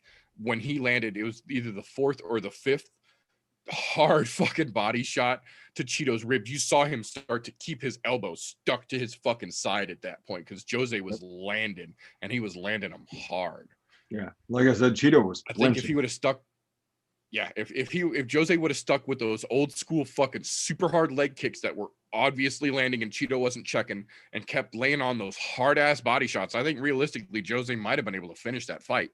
But like we've said, this ain't that Jose of a decade ago. He just doesn't have what it takes, what he had that it takes to put out the effort to finish fights anymore, especially a fight of that fucking caliber. And if you can't do it in a fucking, a fight like that, you're not going to be able to do it in a title fight. We saw the fucking, the quote unquote title eliminator against Marlon, which we've seen where that went from there too. So it's like, realistically, I don't know that Jose is going to make any more movement than he's made. I don't know that victory actually did him any good. As weird as that is. So. Yeah, I mean, it's just Jose Aldo's Jose Aldo at this point. Like, you know what you're going to get out of him. That's what I was going to say. It was a buried Jose Aldo performance. It's kind of exactly what we knew was going to happen. And he did it exactly kind of like we thought it was going to. It wasn't horrible, but it wasn't great. And I think that's just kind of what we get with Jose Aldo at this point until they cut him loose or he decides on his own to hang him up. Yep. We'll see, though. That will bring us, though, to the final fight from Saturday that we have to talk about, our fucking crazy main event that was Wonderboy versus Jeff Neal. I have to say, for a fight that went 5 rounds to a decision, this was actually a lot more entertaining than I thought it was going to be. We kind of got a glimpse of both sides of the coin here. One, in that Jeff Neal is absolutely a badass, but given what he went through leading into this fight, literal congestive heart failure, almost dying, getting very fucking ill in the process, and then not being able to train 100% trying to get back to this, it absolutely had an effect on his performance in the 5 rounds. On the other side of that, though, we got a beautiful but very, very subtle example of Wonderboy being able to do everything that he has always been famous for. We saw spinning wheel kicks. We saw fucking from the hip evasiveness. We saw literal Floyd Mayweather-esque rolling and ducking punches, just being out of reach of Neal's strikes. It might not have been the most offensive or the most aggressive performance we have seen from Wonderboy, but if you go back and watch that fight, don't look at the fight or the strikes he landed. Look at the strikes that he slipped, or the strikes that he was just out of range for and let whiz past him without blinking. The strikes that Neal threw that he didn't move because he already knew when Neal started throwing, it wouldn't catch him where he was at. The way that he was elusive and just ever so slightly popping off the center line enough to where Neal was whiffing at air a lot. And when they landed, to be fair, when Neal landed, he fucking landed. But Wonderboy made him miss and whiff so fucking many times. It was crazy. It might not have been the Wonderboy coming in there aggressive, like a lot of people wanted to see him try and come in and just take Neal out. But if you look at it for what it was, this was one of his best defensive performances that we have seen from him, period. And in a guy who we have seen have a questionable chin, if you want to keep your career going at this point, you need to learn to keep that chin away from anyone's ability to touch it. And he absolutely did that for 5 solid rounds against Jeff Neal, who was throwing with bad intentions anytime those hands came loose.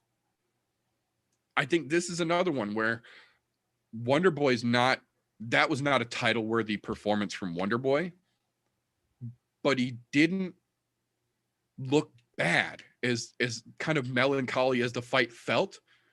If you actually go back and look at it, remove the entertainment factor from it. Don't look at it as was this entertaining or not? Look at it from a sheer technical point of view, and look what Wonderboy was able to do against a guy who was very clearly strong enough and capable enough to put him to sleep and had all intentions to do so. Wonderboy still has a lot of elusiveness that people seem to be forgetting about, and that's going to carry him through. But can it carry him far enough without him showing the aggression we all feel that he needs to show? Look, as many of those strikes as he slipped, it's hard to lose a fight when you don't get hit. You don't have to be the most aggressive to win the fight if you just don't get fucking hit. Right. As much as I say that'll carry him, it'll carry him, but to what extent? Because there's other strikers out there that have had, and I'll say there's even strikers that have gotten lucky to hit him. And I would say lucky as in Anthony Pettis. Anthony Pettis got lucky when he knocked him out. Just nothing more than fucking luck. Because, look, contrary to what everybody believes, Wonderboy is one of the most elusive fighters in the UFC right now. The last one that you had that was anywhere near elusive up until would have been fucking Anderson Silva was the last most elusive person in the fucking UFC, in my opinion. Yeah. But he sharply declined after that fucking getting crumbled. And then breaking a leg and then getting crumbled again.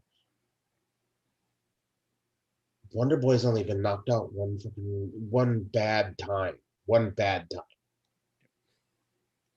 I don't think his chin is so much suspect as everybody thinks it is, because he took he did take a few good shots during that main event where I went, wow, he took that and just kept on fucking moving.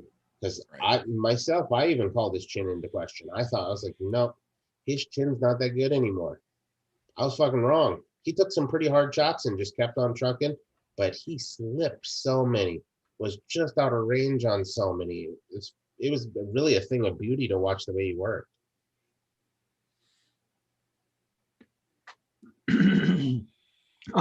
My only question is, like, if Wonderboy gets more aggressive, like how much of his elusiveness does he lose?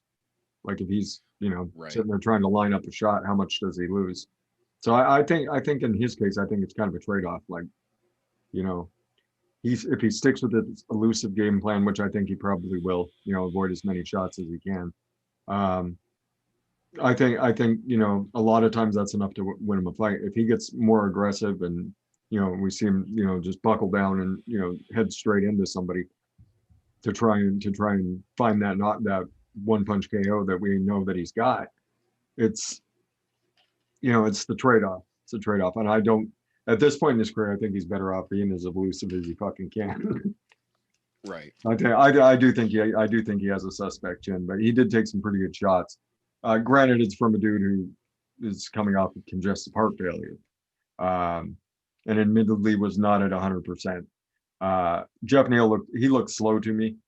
He did not look as crisp as he normally does, and it was to be expected with everything that he went through. Just absolute. Right. Like there is no way you drag yourself back in 6 months' time to be in the hands of steel.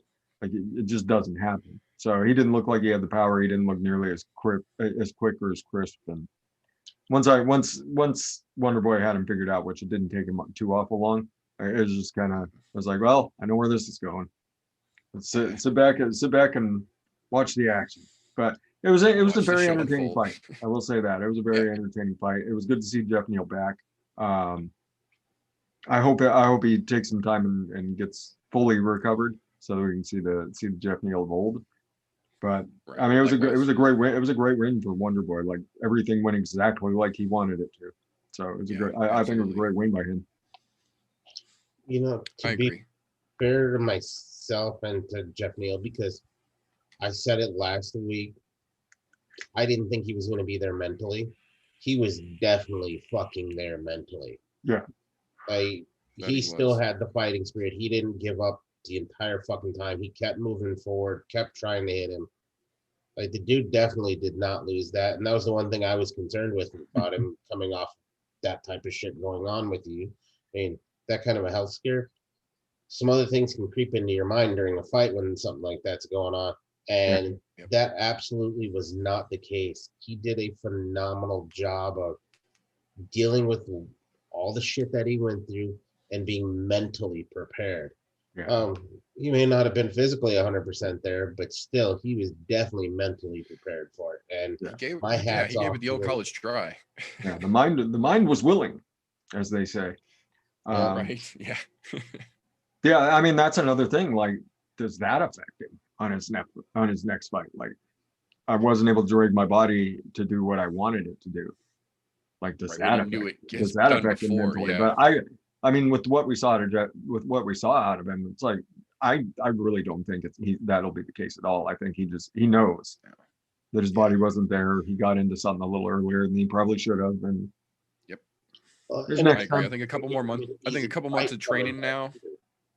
Yeah, I think a couple more months of training, and then maybe not jumping right at Wonderboy for your first fight back. Yeah, exactly. I think somebody a little more reasonable for him with a little more time to recondition himself, and I think we'll see Jeff Neal get back on that path. I just think I agree. I think he came back a little too soon against a dude who was a little too high level for what he needed for a legitimate warm-up fight like he should have had. Yeah. I think Wonderboy was a bad choice for that fucking matchup, and I think he got a raw deal out of it, but I don't think it ended terribly. And I agree. I think a little bit of training, a little bit of time off, some more reconditioning of what he knew he could do before all this shit happened. And I think we'll see him on the right track again. And you know what? I don't think, in my own personal opinion, he didn't lose anything from that fight aside from the L that's on the record. No. Yeah. It proved that he is there to come back and he will come out and bang. Yep. He was throwing. There fucking was no fucking doubt in that. That just tells me he's ready. I just don't think he was ready enough, and by that I mean not healed physically enough. And that's probably where his shortfall came up in there. However, even if he was 100%, that's still not a fucking easy fight for him. No, right? It's not an easy fight for anybody. Easy for anybody. Yeah, exactly.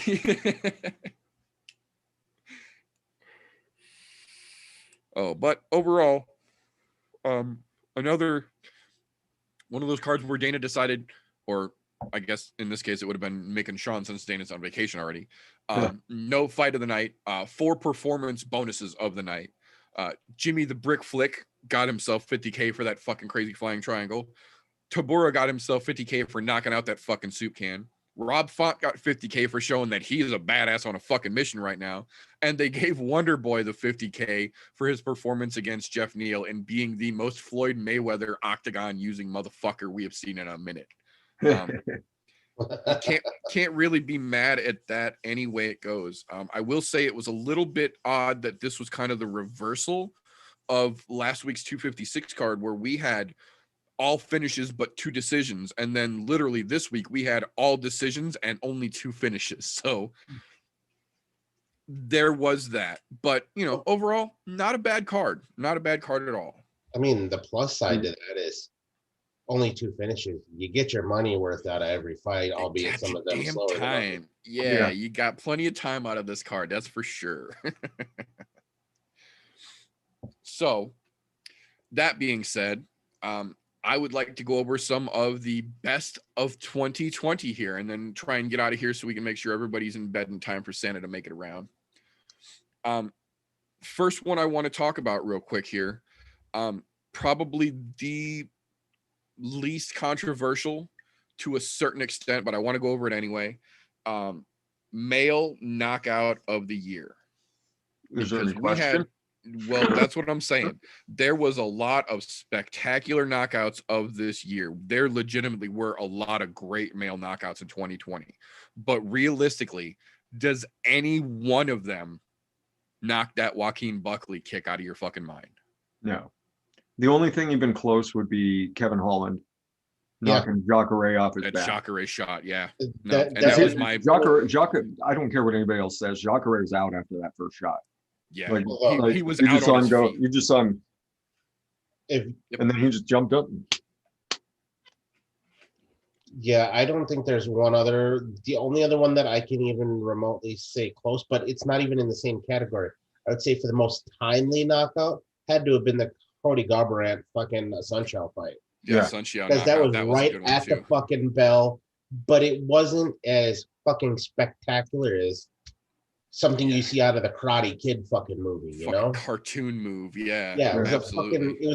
it literally was something you see on a fucking Crouching Tiger, Hidden Dragon type shit. It Yeah. looked like he was on strings when he did that. I swear to God, he hung up in the air for like 10 seconds. He was there for a minute. Yeah. The other one that I did have for another honorable mention here was the Ia Taporia flying knee to the rib of doom that we saw in September. Ia Taporia is another one of my favorite fucking prospects that was just out of contention for fucking fighter of the year again. That's a dude I think a lot of people better keep a fucking eye on in 2021. And the way that he timed that perfectly precise knee that literally crumbled the dude and locked him up as he fell backwards, that was real fucking close. But I think at the end of the day, Joaquin Buckley wins 2020 with that fucking crazy kick on poor Impa Kasanganai. Impa Kasangan is such a he's not a bad fighter either. No, Like either. for a guy coming out of the contender too. series.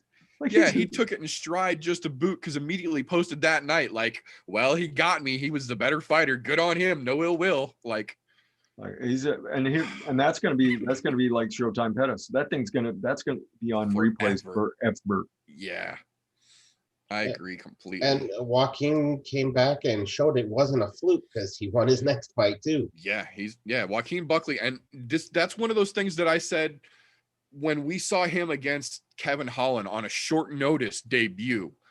I had a funny feeling because credit to Kevin Holland for fucking looking like a badass in that match. But I said it then and I'm still saying it now. I think that was the short notice fight taking advantage of Joaquin Buckley's nerves, because ever since that Kevin Holland match, we have seen a 100% different Joaquin Buckley. Yeah. And though Kevin Holland has done some good things, I don't know that he has showed us as much since that Buckley fight as Joaquin Buckley has. So I think they're definitely on a collision path for a rematch coming in 2021. Oh yeah, and it's gonna be a thing of beauty when that happens. Yeah, that's gonna be a fucking barn burner. Okay, so male fighter of the year. Ooh, good one. This one, I probably spent more time on this category than any of the other categories here. I've only got about a dozen or so it's not going to take long for you guys. But this one literally took me more research and mental debating than any other category here. I was able to choose one, but I did have to give an honorable mention because it was legitimately that close. For honorable mention, I have to go with Kevin Holland. Mm-hmm. He had 5 fights in 2020. Five goddamn fights in 2020 during the fucking pandemic lockdown. He was Mr. Turnaround Fighter in 2020 and didn't lose any of them. They might not have all been spectacular. We all know that Darren Stewart fight should have gone the other way, but he did not lose a fight in 2020. He fought 5 goddamn times and won every one of them, getting performance of the night bonuses on 2 of them. So we got an extra $100,000 on top of 5 fights. I give him honorable mention because that is a discernibly respectable accomplishment. But I feel there is one more man in 2020 that did just a little bit more. That man is Davison Figueiredo. Yeah. He had 4 title fights in 2020 and won every single one of them. One of them he missed weight for, so he wasn't eligible for the title, but he won the fight. Turned around, ran that rematch back, made weight, won that fight, got the belt, turned around, defended it against Alex Perez, choked him the fuck out definitively, turned around on 17 days notice from that Perez fight and fought Brandon Moreno to a full 5-round majority draw. No other man in 2020 did anything of that level, in my opinion. Yeah, I agree. And he's one of my favorite fighters going right now. Fuck yeah, he is. He's brutal and he's fun to watch. And like, there's just no stopping him at this point. like we saw what him and Moreno did. And that'll be right up there with fight of the year for me, just Hell because yeah. it was an all-out war. And fuck yeah, it was fantastic. But like he has so much more power than anybody else in that division. And he took on Joseph Benavidez not once but twice. The second time he put him in a submission so bad, Benavidez looked like he was just praying to Jesus that things were going to end. Like right now, please make this stop. And Benavidez is he's been one of the best. He's been one of the best. And he made him look like a fool, not once but twice. Then proceeded to turn around, fight the number one contender, and torched him. Turn around and got the other number one contender, fought to a majority draw after he'd spent the night in the hospital, had to get walked out, being held up by two dudes, and taken to the hospital again. So Davison Figueiredo he's a man amongst men. And when he comes back and him and Moreno run that thing back, I think it's gonna be a different fight, but it's gonna be fucking awesome. Because that first fight was fucking spectacular. I agree. I absolutely agree.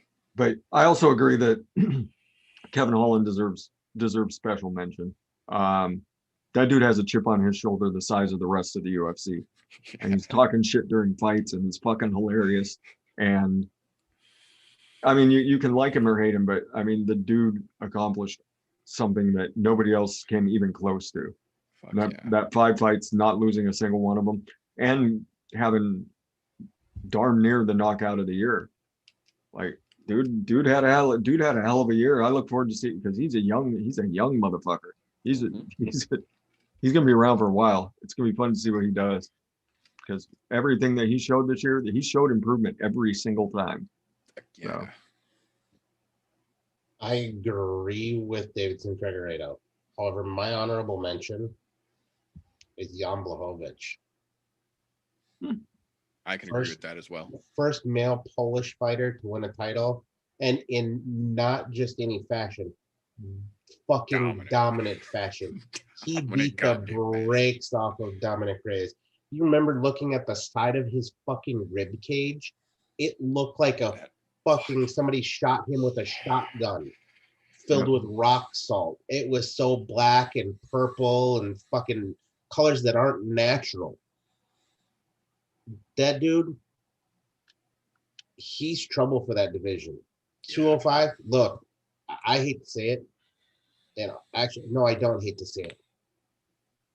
Stylebender's going to have himself a really fucking rough night fighting Blachowicz.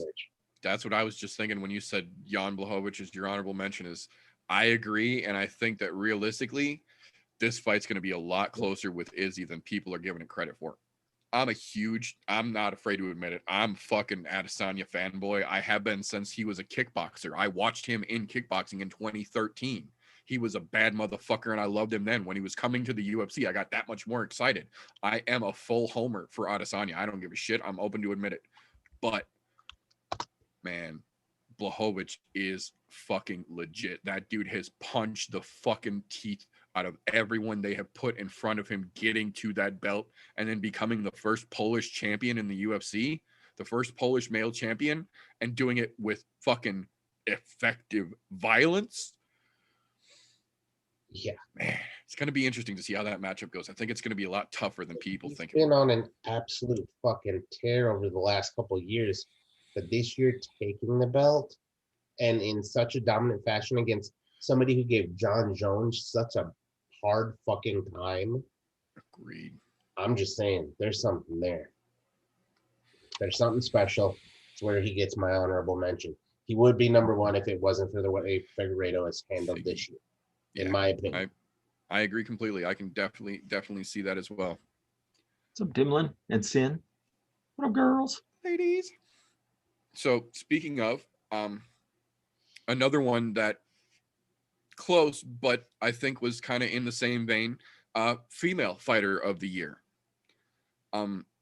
This is another one that was very similar to the male fighter of the year for me. This one literally was the next one that took me the most research. I still have a page open right now. I was second guessing my choice before the show. Honorable mention in this one, despite really blowing the fucking pooch on this last weekend, Sajira Eubanks. Mhm. The only other one with 5 fights during 2021. Granted, she lost 3. Was it 3 of them or 2 of them? At least 2 of them. 2, I think. But yeah, I think she was 3-2 for 2020 after this weekend. But still, the only female fighter to have 5 matches in 2020. Not to mention the short notice fight in Abu Dhabi, where she literally had 18 hours to decide, do you want this fight? Yes or no? Because if yes, you have to be on a plane before this time tomorrow to Abu Dhabi. And almost didn't get to go because her coach. Yeah. So fucking credit and definite honorable mention to Sajira Eubanks here, because I was not the biggest fan, but she absolutely showed me this year she's in it to fucking win it. Yep. But my undisputed female fighter of the year for me this year, Valentina Shochenko. She not only had 2 title defenses where she won both, she also had complete reconstructive surgery in between those 2. She defended the title, got her whole shit chopped up and rebuilt, rehabbed herself, came back, and then won a second title defense. So as far as levels go, Valentina's top for me in 2020.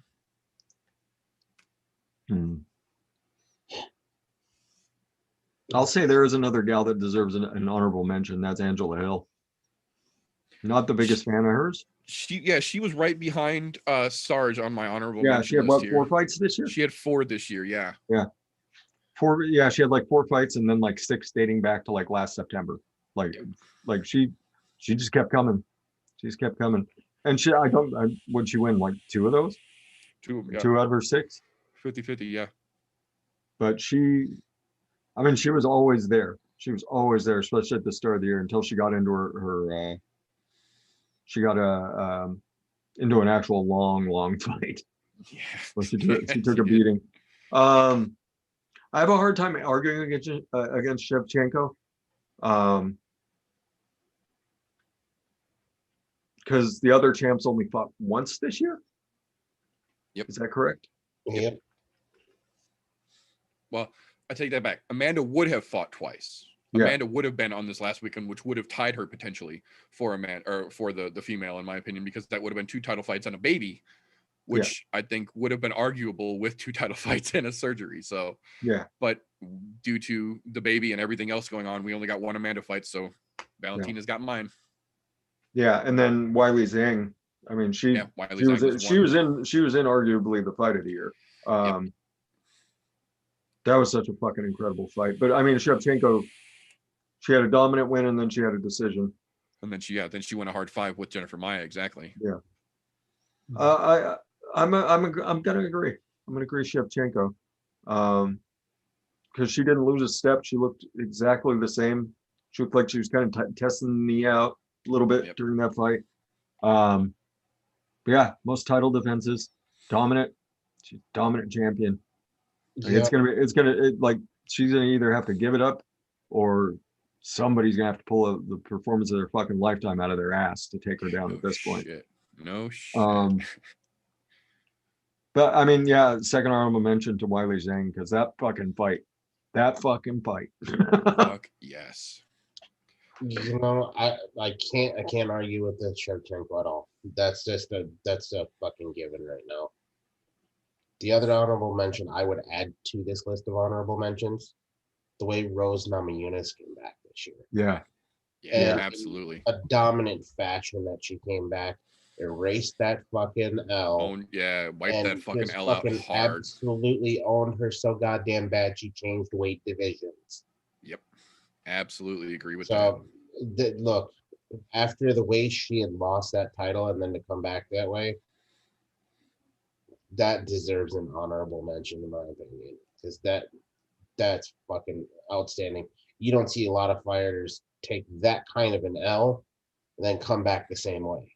Right. Yeah. And she absolutely did. She looked like she hadn't missed a fucking step and was angry that she had to take time off when she got back in there. It was a thing of beauty. So that one I have to add to the honorable mention list just because she doesn't get anywhere near enough credit as she fucking deserves. But yeah, Agreed. the Wiley Zhang, she's definitely on there. And I guess if we're gonna say fight of the year, to include fight of the year, you have to include Joanna and Jacek. I was just gonna say, and we can go directly from there to ladies fight of the year, because that's what I've got. Wiley Zhang versus Joanna Jędrzejczyk was my ladies fight of the year, and this is a year in 2020 where we legitimately had some spectacular female MMA matches across the board. On Bellator, in PFL, there was some fucking spectacular ones in Rise, and there was some great matches in Invicta. There was some nice LFA matches. We had some couple Titan FC matches that turned out pretty interesting, but out of every single female fight we had this year, hands down, no competition, Joanna Jędrzejczyk versus Wiley Zhang. That fight set the fucking standard for women, in my opinion. That really did change the fucking benchmark. That fight set the bar for every other fight, male or female, this year. And there's no, I don't give a fuck whether it's ONE FC, Bellator, Ryzen, PFL. That was the bar. If you want to shine, you need to be at that bar. It doesn't matter who you were, male or female. Those two ladies let it all fucking go on the line. They beat the ever-living shit out of each other. Now, that's one of the few fights that I've ever seen in my life where I was like, I don't know how many more rounds of this I can watch. It was exciting, but on the amount of damage that was taken, it was fucking... shit. Look, I'll just go like this. The forehead. If anybody didn't see that fight, Joanna Jędrzejczyk came out of there looking like a fucking Klingon. Yeah, fucking Ferengi. Absolutely. She had a Ferengi forehead and a half. Yeah. It was a straight Ferengi. It wasn't even fucking Klingon. It was just fucking... Yeah, it was fucking gross. What was crazy is that they even allowed it to continue at that point, because it was that way by, I think, the end of the third round. Yeah, third round. She had the hematoma on her forehead showing up But the size of a fist. And Joanna did not back down. And you know what? All the props in the world there for not backing down to that. Absolutely. I'm to be honest, I was quite surprised, because Rose Namajunas made her back down with strikes at one point. Fuck yeah, she tapped her to strikes. But she did not to Wiley Zhang. And you know what that tells me? We're in for one hell of a title fight when we see Rose take on Wiley Zhang. Yeah, I agree. But I mean, that's amazing fight of the year, period. Yeah, I mean, yeah, I don't even know if there was a dude fight that compared to that, because those two gals did not fucking stop. They did not stop. Period. From bell to bell. Like, they came out, there was a couple warm-up punches, and then it was on. Like, those two just laid into each other for 25 fucking minutes. It was an amazing fight. And yeah, just the damage that both of them took, because like even Wiley, like she normally Wiley came out busted up too. Yeah, Wiley doesn't normally take damage like that, and she came out with her face just fluffed up, because Joanna she laid into her too. But man, the damage that Jurezdik took was, I've never seen the like. I've never seen the like. No, it was an incredible fight. You know what the fucked up thing is I want to be able to find an honorable mention to that, but I fucking can't. And there was a lot of good fights this year in the women's divisions. I spent a lot of time. Yeah, I spent a lot of time going over all the lady fights and could not find anything that was fucking close. There's nothing that pops anywhere near that in my mind, so I can't even give an honorable mention to it as much as I would like to. That's same. It's just a one and doneer. Like, to be honest, they could win fight of the year this year across the board. That's what I was going to say. Not only was that my pick for female fighter of the year, that's in contention for fight of the year, period. Yeah. There was a couple really good dude fights though. But in that vein, I do want to go over real quick male fight of the year. Honorable mention here I give to Figueiredo Benavidez 2.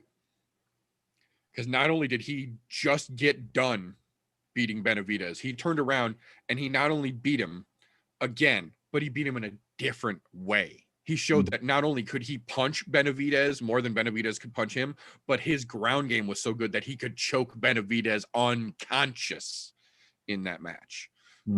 Definite fucking honorable mention for me because it was a great fucking match, and it really gave the people at home who didn't know an eye on Davison Figueiredo and where he was going with his title reign. But the one that I do think gave Joanna and Wiley the closest run for their money for fight of the year, my pick for male fight of the year, Brian Ortega versus Chen Seung-Chun, the Korean Zombie. That was a fight that going in, it was 100% speculation. There was no way to know if Chen Seung-Chun was as good as he had been because he was ill right before the fight. He had himself a ticket to the Backstreet Boys reunion that we were wondering if he had fully recovered from, and we hadn't seen Ortega since the Holloway fight. So we had no idea what version of him we were going to get. And then we turned out to get one of the greatest stand-up, knockdown, drag-out, on the ground, submission attempt, rolling, fucking crazy position change, offense, defense, male fight of the year.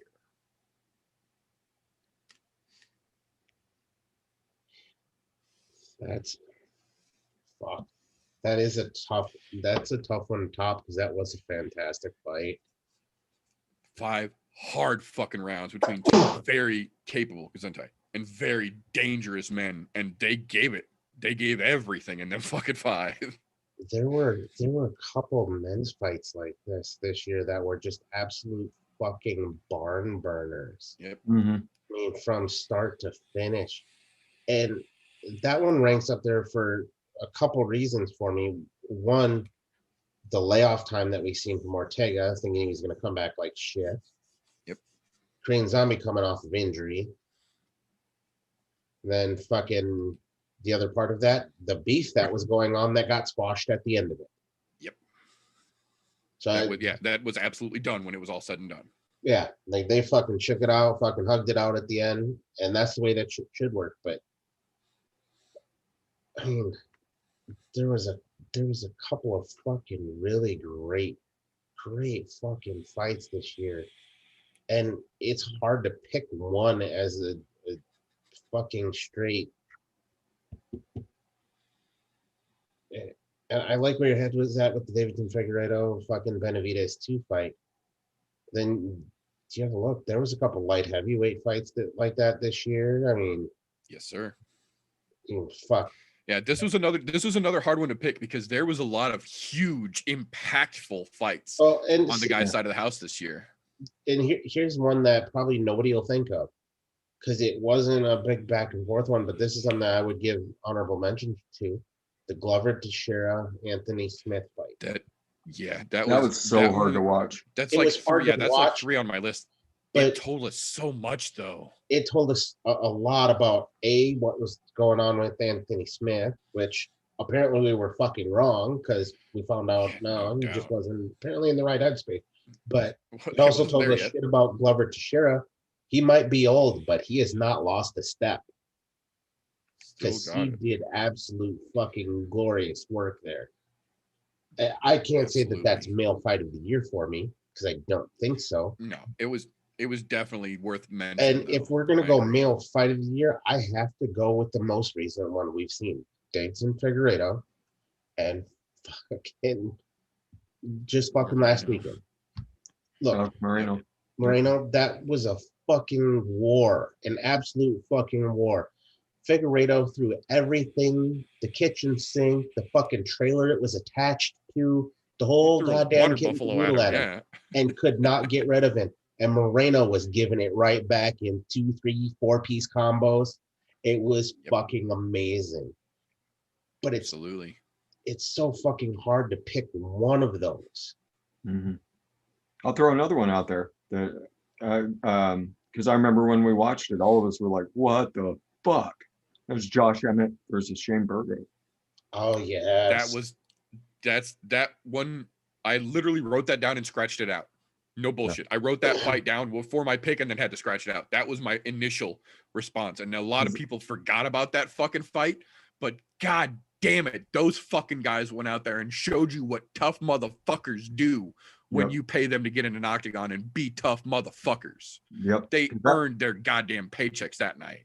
Yeah, they did. And it was a 3-round Wiley versus Jurega, whatever, Giuliani.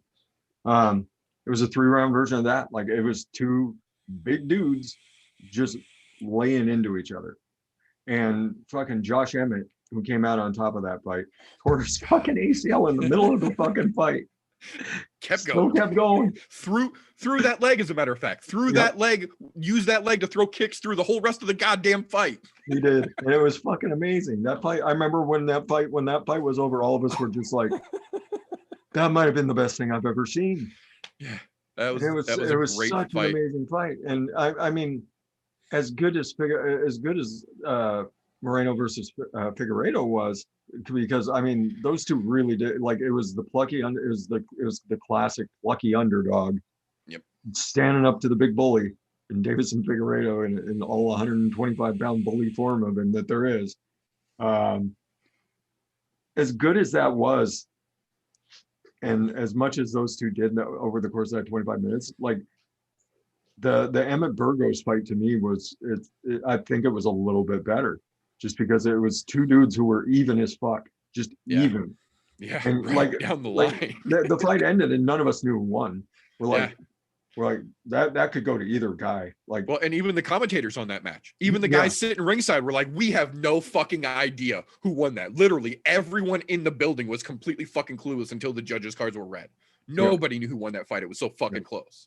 Yeah. There's been a couple of those this year where it's been like that, where you're going, who the fuck won that? This was absolutely crazy. Yep. Yeah, I remember saying at the time that I thought that would probably make a run at Fight of the Year, and I think it deserves to at least be talked about as Fight of the Year. I completely agree. If not top, that's absolutely an honorable mention worthy. I agree. The amounts of craziness we've seen this year, considering what's been going on in the world, these guys have fucking made it worthwhile to be watching. If you weren't a fan before and this was the only sport on, a lot of these fights have turned people into fans. Yep. Well, and on that note, I've got 2 more categories that I want to try and kick out here before we get out of here. And both of those categories are specifically for folks who may not have seen every event this year. If you're looking for highlights, these 2 categories are what I would absolutely encourage you to go back and look at. So the first one I want to talk about real quick here, round of the year, men and women both. There was so many fucking great fights this year, but I think that on both the men and women's side, there was a round that was literally the peak moment of 2020 for me. So for first one here, for the men, like TJ said, we had so many great fucking fights this year, but I think the definitive one single round encapsulating how fucking great the UFC's MMA was this year, the one round that does it for me, Dustin Poirier versus Dan Hooker, round 2. There was no break from the time the bell opened till the time that bell ended that round, where either one of those boys let off the gas. There was constant throwing, there was constant grappling, there was constant fucking action from both gentlemen, and they both wore it and gave it as good as they possibly fucking could.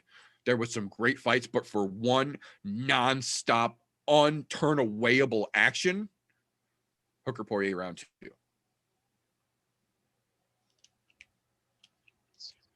I know who I want to. I know what I want to say.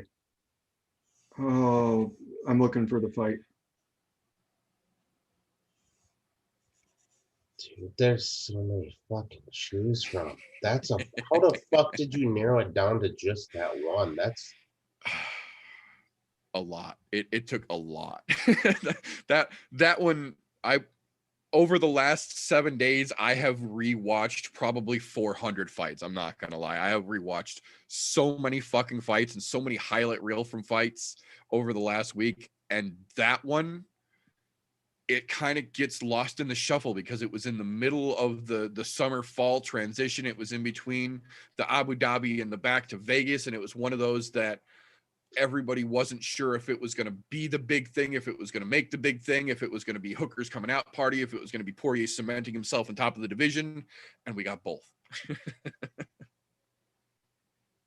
Dude, that's such a fucking hard thing to pick one fucking round.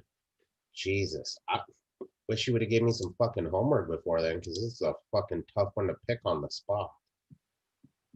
God damn. Man, how far back there's so many fucking fantastic, so many goddamn fantastic ones here. I can't think of the fight. Oh, where is it?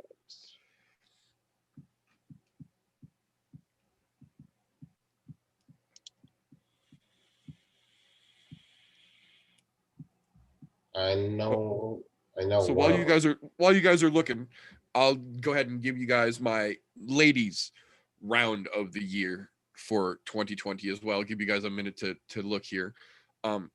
Ladies was a little bit more easy for me because again, we had some fucking spectacular lady fights for me this year, but there was really only 4 or 5 that just stood out above the rest. And my pick for round of the year for the ladies is another one that was kind of during the summer and has kind of been forgotten about by most people because of some of the big moments that we have had since then. But I think it has absolutely come to set up some of the most interesting things we have seen turn about since then in the UFC. And that was Amanda Hebus versus Paige Van Zandt. It only went 1 round. But that 1 round, that was supposed to be Paige Van Zandt showing that she's quote unquote more than just a model, that she's here because she's a fighter, blah, blah, blah. And then Amanda Hebus comes out with her giggly little self and fucked Paige Van Zandt up and then threw her into one of the smoothest fucking arm bars that we have seen in a long fucking time. Literally sent Paige Van Zandt out of the UFC all the way over to BKFC and has Amanda Hebus set up for the potential #1 contender fight coming up in February now. So I think Hebus gets my round for the year. Found it. Round 1, Brandon Royval versus Kai Kara France. Yes. That was a fucking great fight as well. That was an amazing fight. Lasted 2 rounds. Yep. Not very long into the second, but that first round was fucking amazing because Kai Kara France came out, did something I didn't think he was going to do. He fucking rocked Royval. Royval goes down to a knee, pops back up, hits him with a spinning elbow, rocks Kai Kara France, and then they proceed to go at it.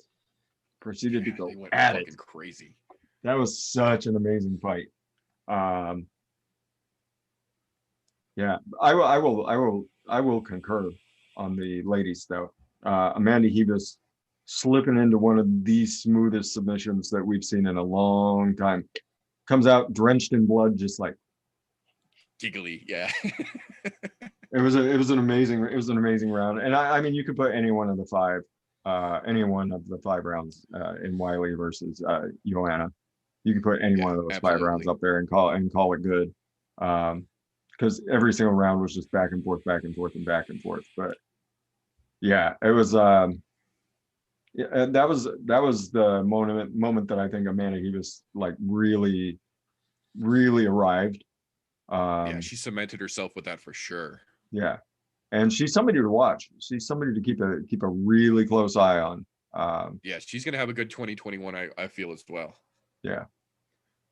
But yeah, the Brandon Royval versus Kai Kara France. That was everything good about MMA wrapped up in 5 minutes. Like it was nonstop. People getting rocked, like crazy ass submission attempts. Like you thought that dude was knocked out. Nope, he got back up. Damn near knocked the other dude out. Yeah, saying and turned it around. Yep.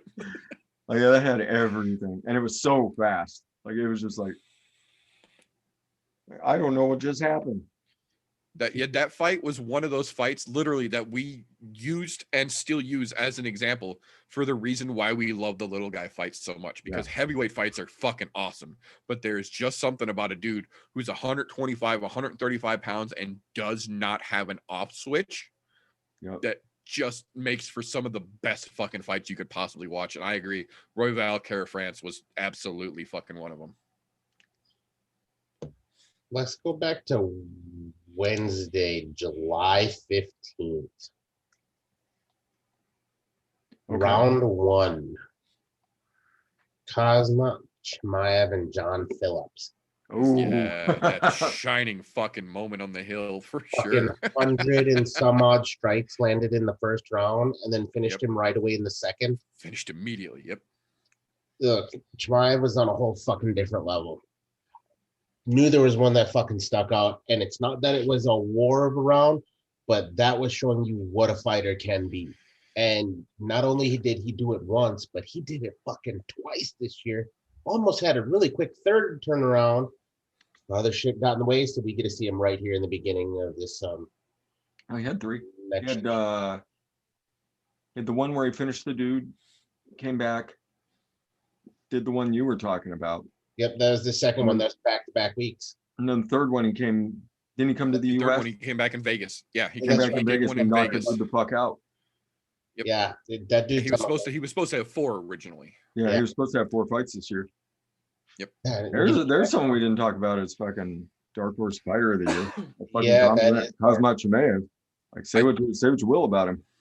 I think the Leon fight getting pushed back is really what kept him off the list for me, because he did have 3 unbelievable performances, and to credit where credit's due, set the new record for fastest UFC turnarounds. 66 days for 3 fights. Fastest UFC fucking turnaround in history in any weight class. So there is absolutely that.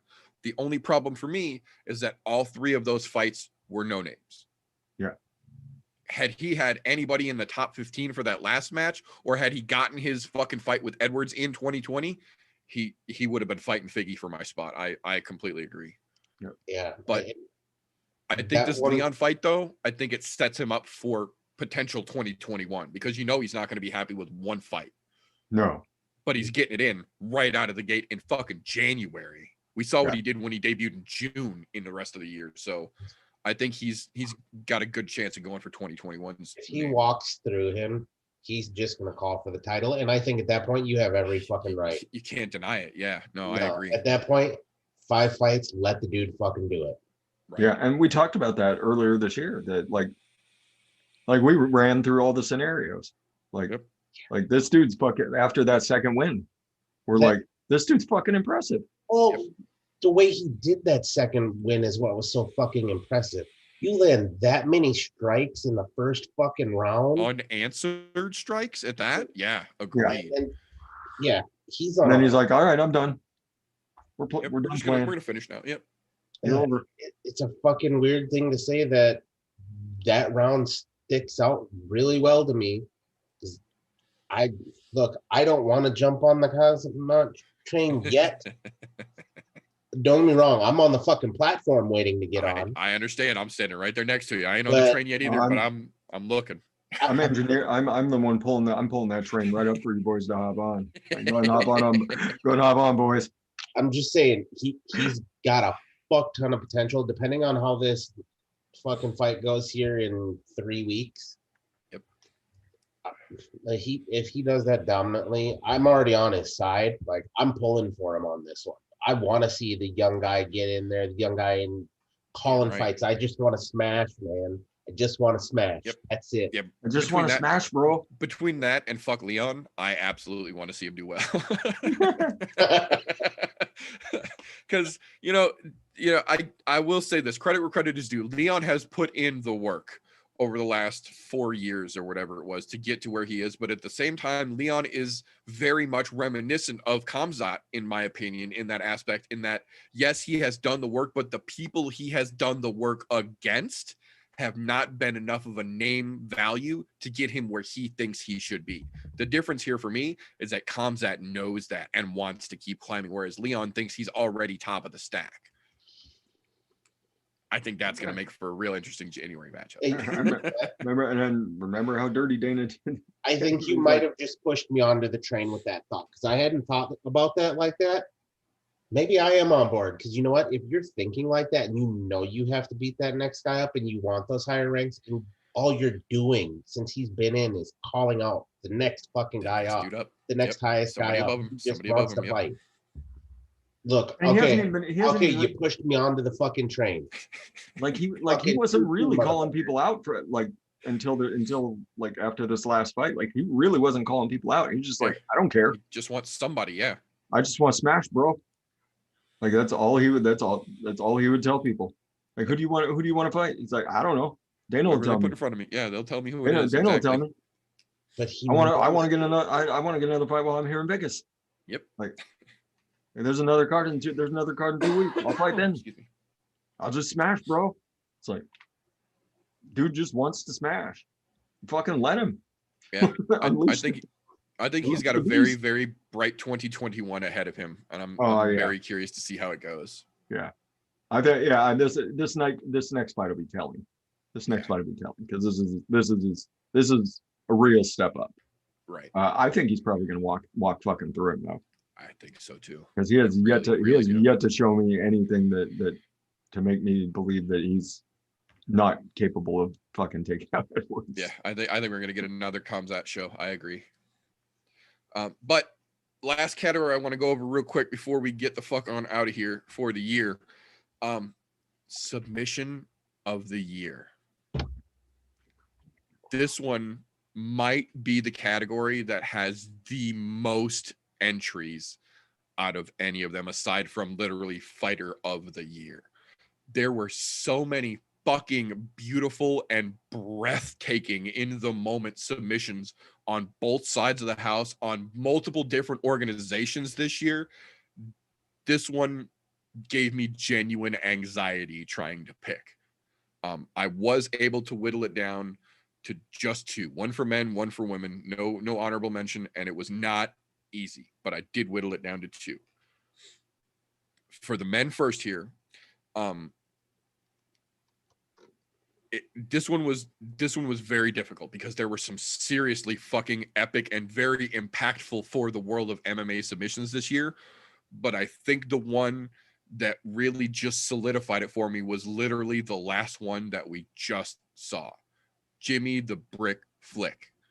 He not only threw a flying triangle that landed, but in the process of securing that flying triangle, he managed to grab and wrap up an armbar, and then with the other arm grabbed a single leg in case he needed to cradle and to stop the opponent from getting away. There was some really good submissions this year, but for a guy making his debut, that really just stuck in my fucking mind as I was scrolling over all of the other male submissions of the year.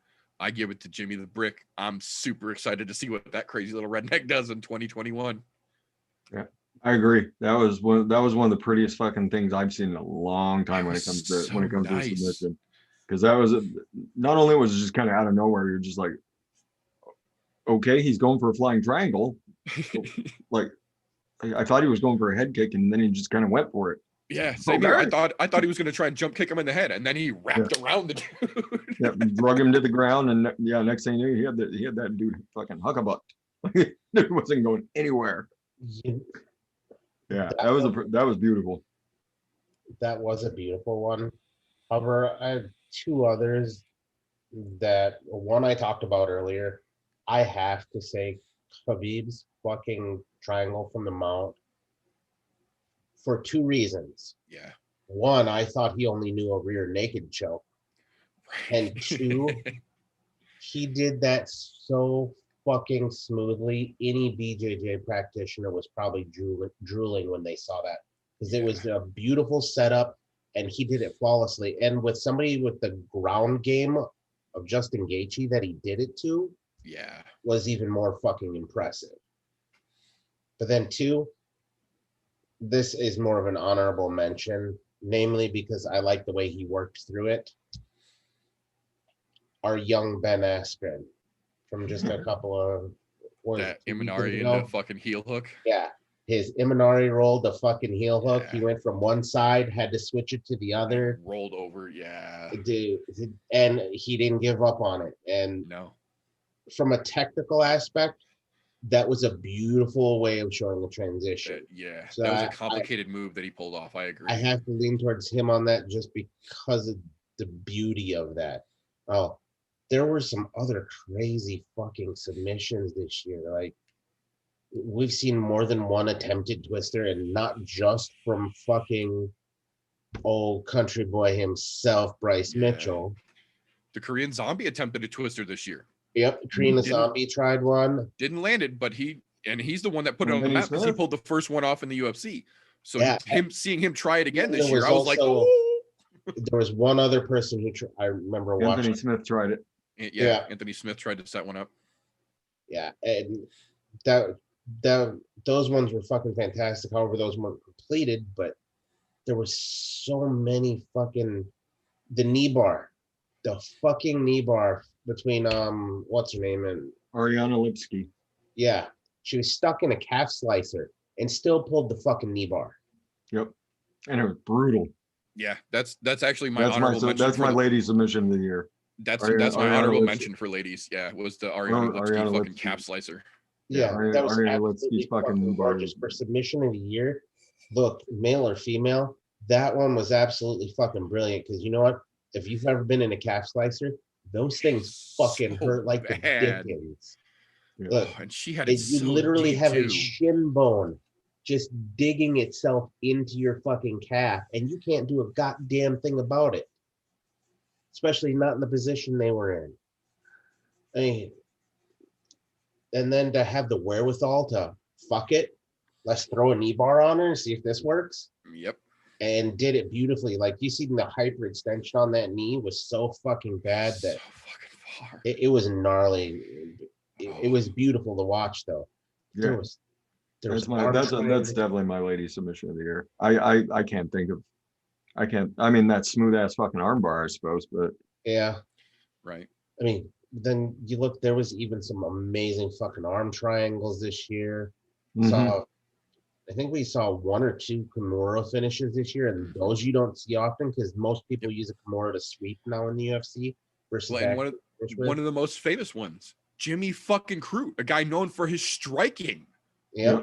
pulled off a fucking beautiful and perfectly technique-wise Kimura this year, out of nowhere, in a situation where he normally would have just ground and pounded the guy out, but he had the wherewithal and the presence of mind to grab his fucking arm and throw a beautiful fucking perfect Kimura on him. Just some absolute brilliance when it came to submissions this year. Like, we were honestly, for me, I'm a big fan of the jiu-jitsu and MMA. Fucking huge. Namely because I've got to do it myself. I've got to training before. I've got to train with Twice Gracie at one point. So I've got to train with fucking royalty from fucking jiu-jitsu. That's why I love it so much. And that's what makes it hard for me to look at some of these things and go, yeah, that one is submission of the year, and this one is. That's why I have to give so much fucking credit to Khabib on that fucking mounted triangle. Yep. That was such a beautiful transition that from the jiu-jitsu aspect, it has to be up there. It's hard for me to say one over the other. But man, that was fucking gorgeous.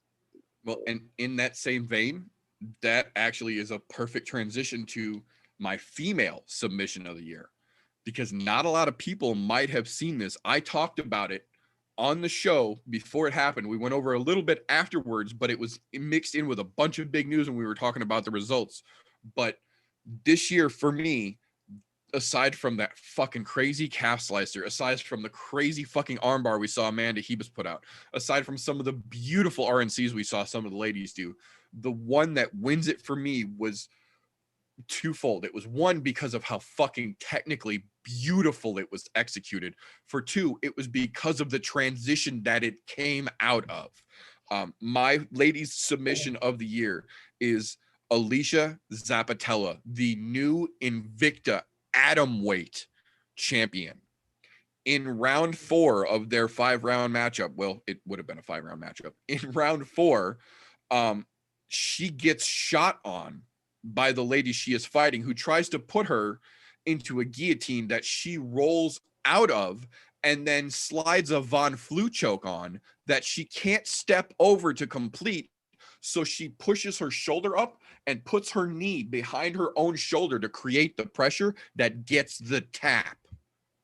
Not only did a 105-pound lady land a Von Flu to secure her championship belt, but she did it in an unconventional method by not being able to step off and create that pressure from the shoulder. So she used her own shoulder coming down the other direction and put her knee behind it to create the power she needed to get the tap. And the lady almost went out before she tapped. It was just absolutely fucking beautiful the way she rolled into it, how effective she was, how creative she was in the moment to modify it.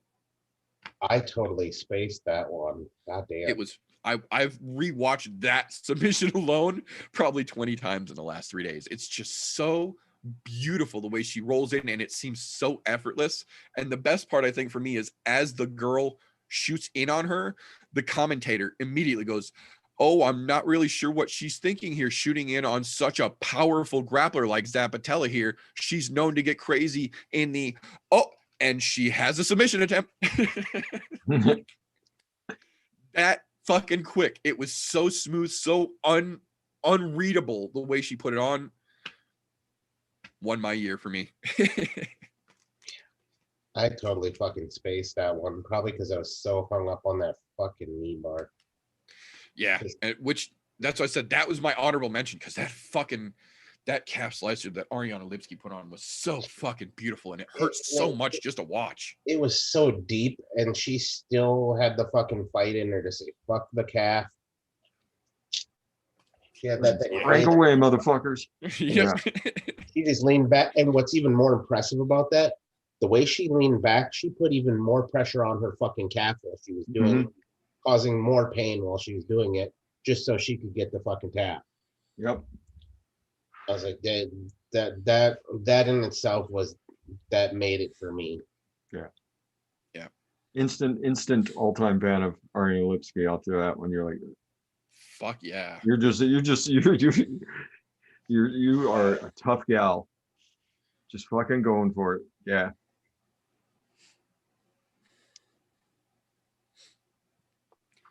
I agree. Well, with that, ladies and gentlemen, boys and girls, I am out of top 2020s unless either one of you gentlemen have anything else you want to add to our 2020 recount list here.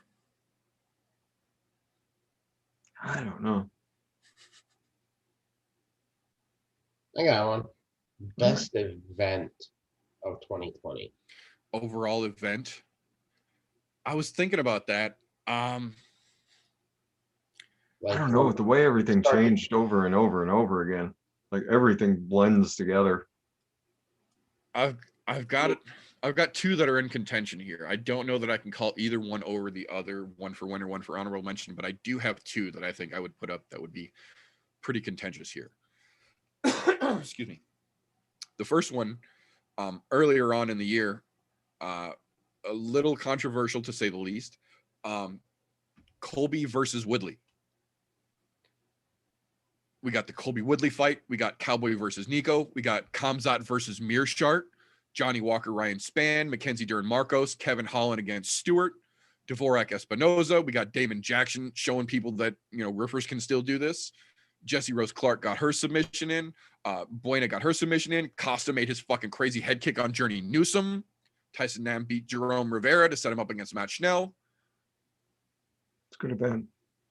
Strong one. The only other one that I've got that came up against it in terms of like holy shit factor, in my opinion, was Smith versus Clark. Because we got to see Smith still there. We were all very wrong about him. Miguel Baeza took out Takashi Sato. That was fucking crazy. Yeah. We got one of the greatest heavyweight fights of the year in Parker Porter versus Josh Parisian, which surprised the shit out of all of us. Yeah. Bill Algeo beat the shit out of the crazy Alpha Ginger. Ashley Evans Smith got her ass handed to her, and Kaya Kamaka got knocked the fuck out. That's a pretty good one too.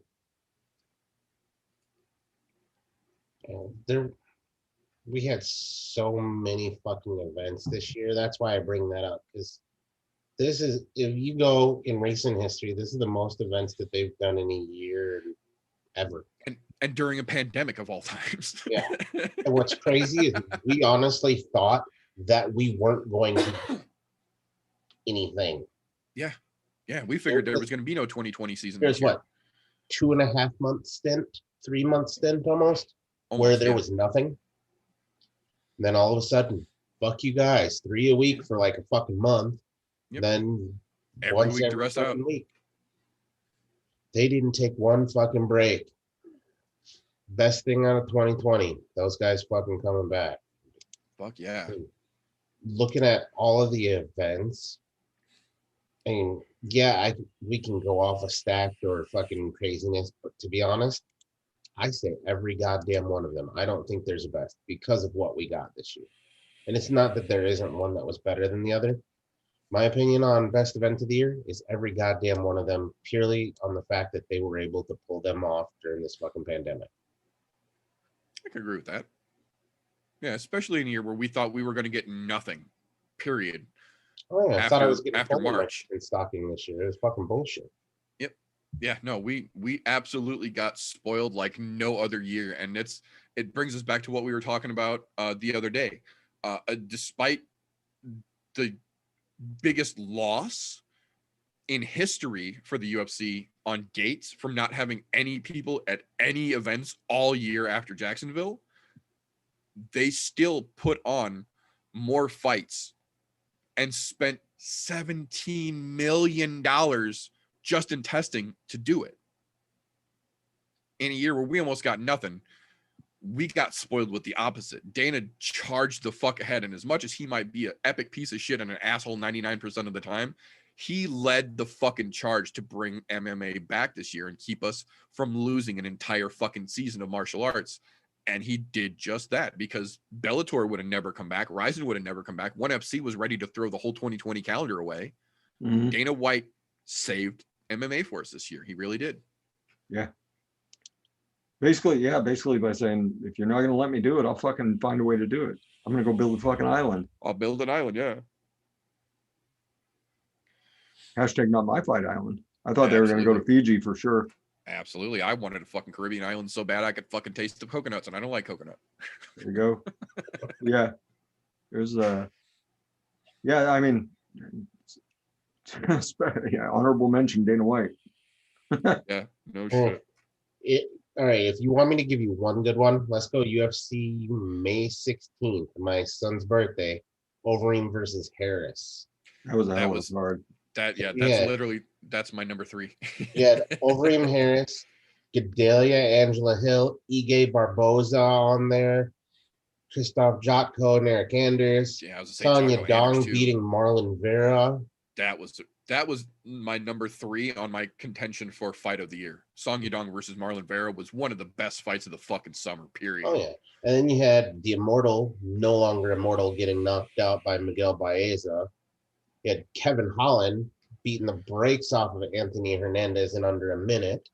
Kadze and Erwin Rivera. Interesting side note real quick. We did actually just get confirmation today, 9:30 this morning. January 20th, Abu Dhabi card has now officially had added to it Carlos Condit versus Matt Brown. Oh, wow. Well, so it's a long time coming. There is that. We're finally going to get that fucking matchup, and in Abu Dhabi of all places. So now, here's the kicker why this is part of this card I chose. Nate Landwehr was on this card and fought and beat Darren Elkins. We haven't seen him fight since. Yep. Because everything that he's had has fallen fucking through. Yep. I mean, and that was entertaining. That's not up for best fight of the year. That's not best fight of the year. That might be the most fucking entertaining. But yeah, absolutely.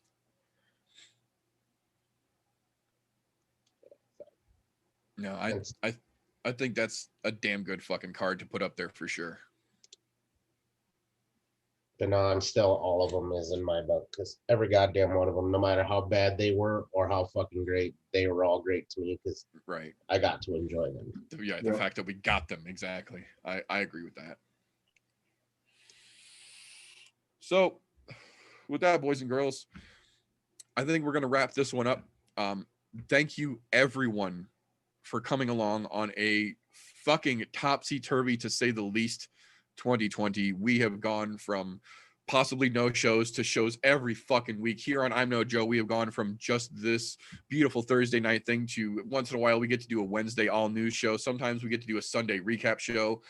Wednesday evenings, when they are fortuitous enough for us, we get some combat compatriots, which we have got coming up here. We have got some interesting new segments. We have got Patreon growing now. Thank you to each and every one of you who has helped us get to where we are now. And oh my God, I wish I could tell you all the things we have in the works for 2021. Season 4 of I'm No Joe is going to be our most fun yet. I promise you that much. If at some point you have, or for some reason rather, you have not yet, please join us on all of our social media platforms. We are on Facebook at I'm No Joe. We are on Instagram at I'm No Joe. If you are watching this on YouTube, we also provide the all audio version, Instagram influencer distraction free, on anchor.fm/I'm No Joe. You can get it in audio version on your podcast consumption platform of choice. We also, for those of you who are listening to the show, do this live every Thursday, mostly on YouTube/I'm No Joe. If you appreciate what we do, we also have patreon.com/I'm No Joe, where you can support what we do here. It gives you behind the scenes access, things that don't get aired, things that can't be aired. And if you're cool enough to get up there, you get your name at the end of a show, and we appreciate that as well. But all in all, we appreciate the support we have got through 2021. This show would not be a thing without each and every one of you there to help us keep it being a thing. And I genuinely appreciate that from the bottom of my black little soul.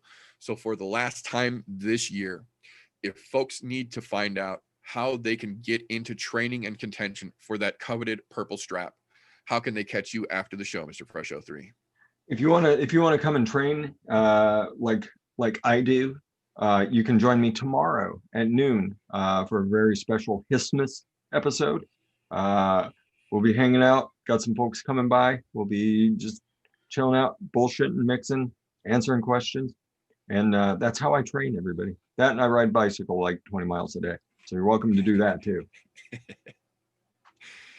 Thank you very much for your time, Mr. Fresh 03. I have genuinely appreciated and enjoyed every second of your time on this show, and I appreciate everything you contribute, sir.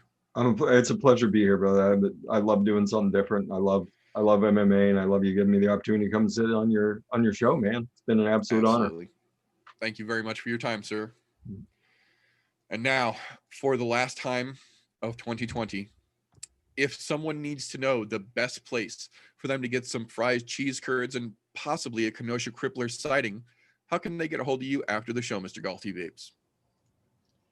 Most likely Wednesday nights, 9:30, right here on this YouTube's Galty Vapes. And you can always hit me up on the Instagrams or other places.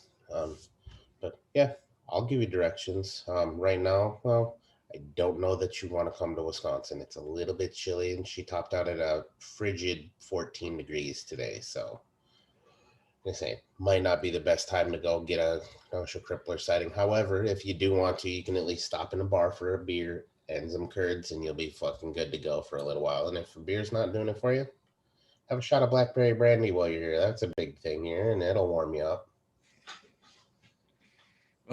Thank you very much for your time and your contributions this year, sir. I appreciate you more than words can describe. With that being said, boys and girls, children of appropriate ages, thank you very much for rounding out this crazy year of 2020 with us here on the I'm No Joe podcast. I cannot tell you how much I look forward to 2021 and some of the crazy shit we have got planned to show you wonderful folks. But that is all we've got for this particular episode of the I'm No Joe podcast. So until next time, folks, don't let ignorance stop you. You can root for anything. Have a good one.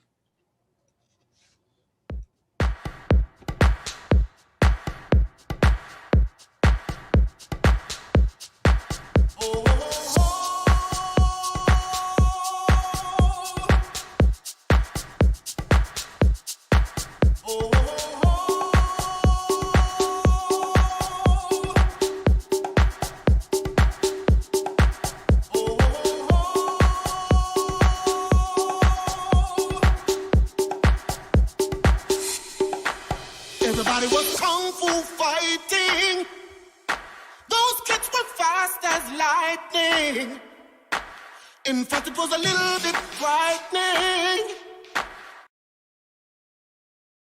How do I say goodbye to what we had?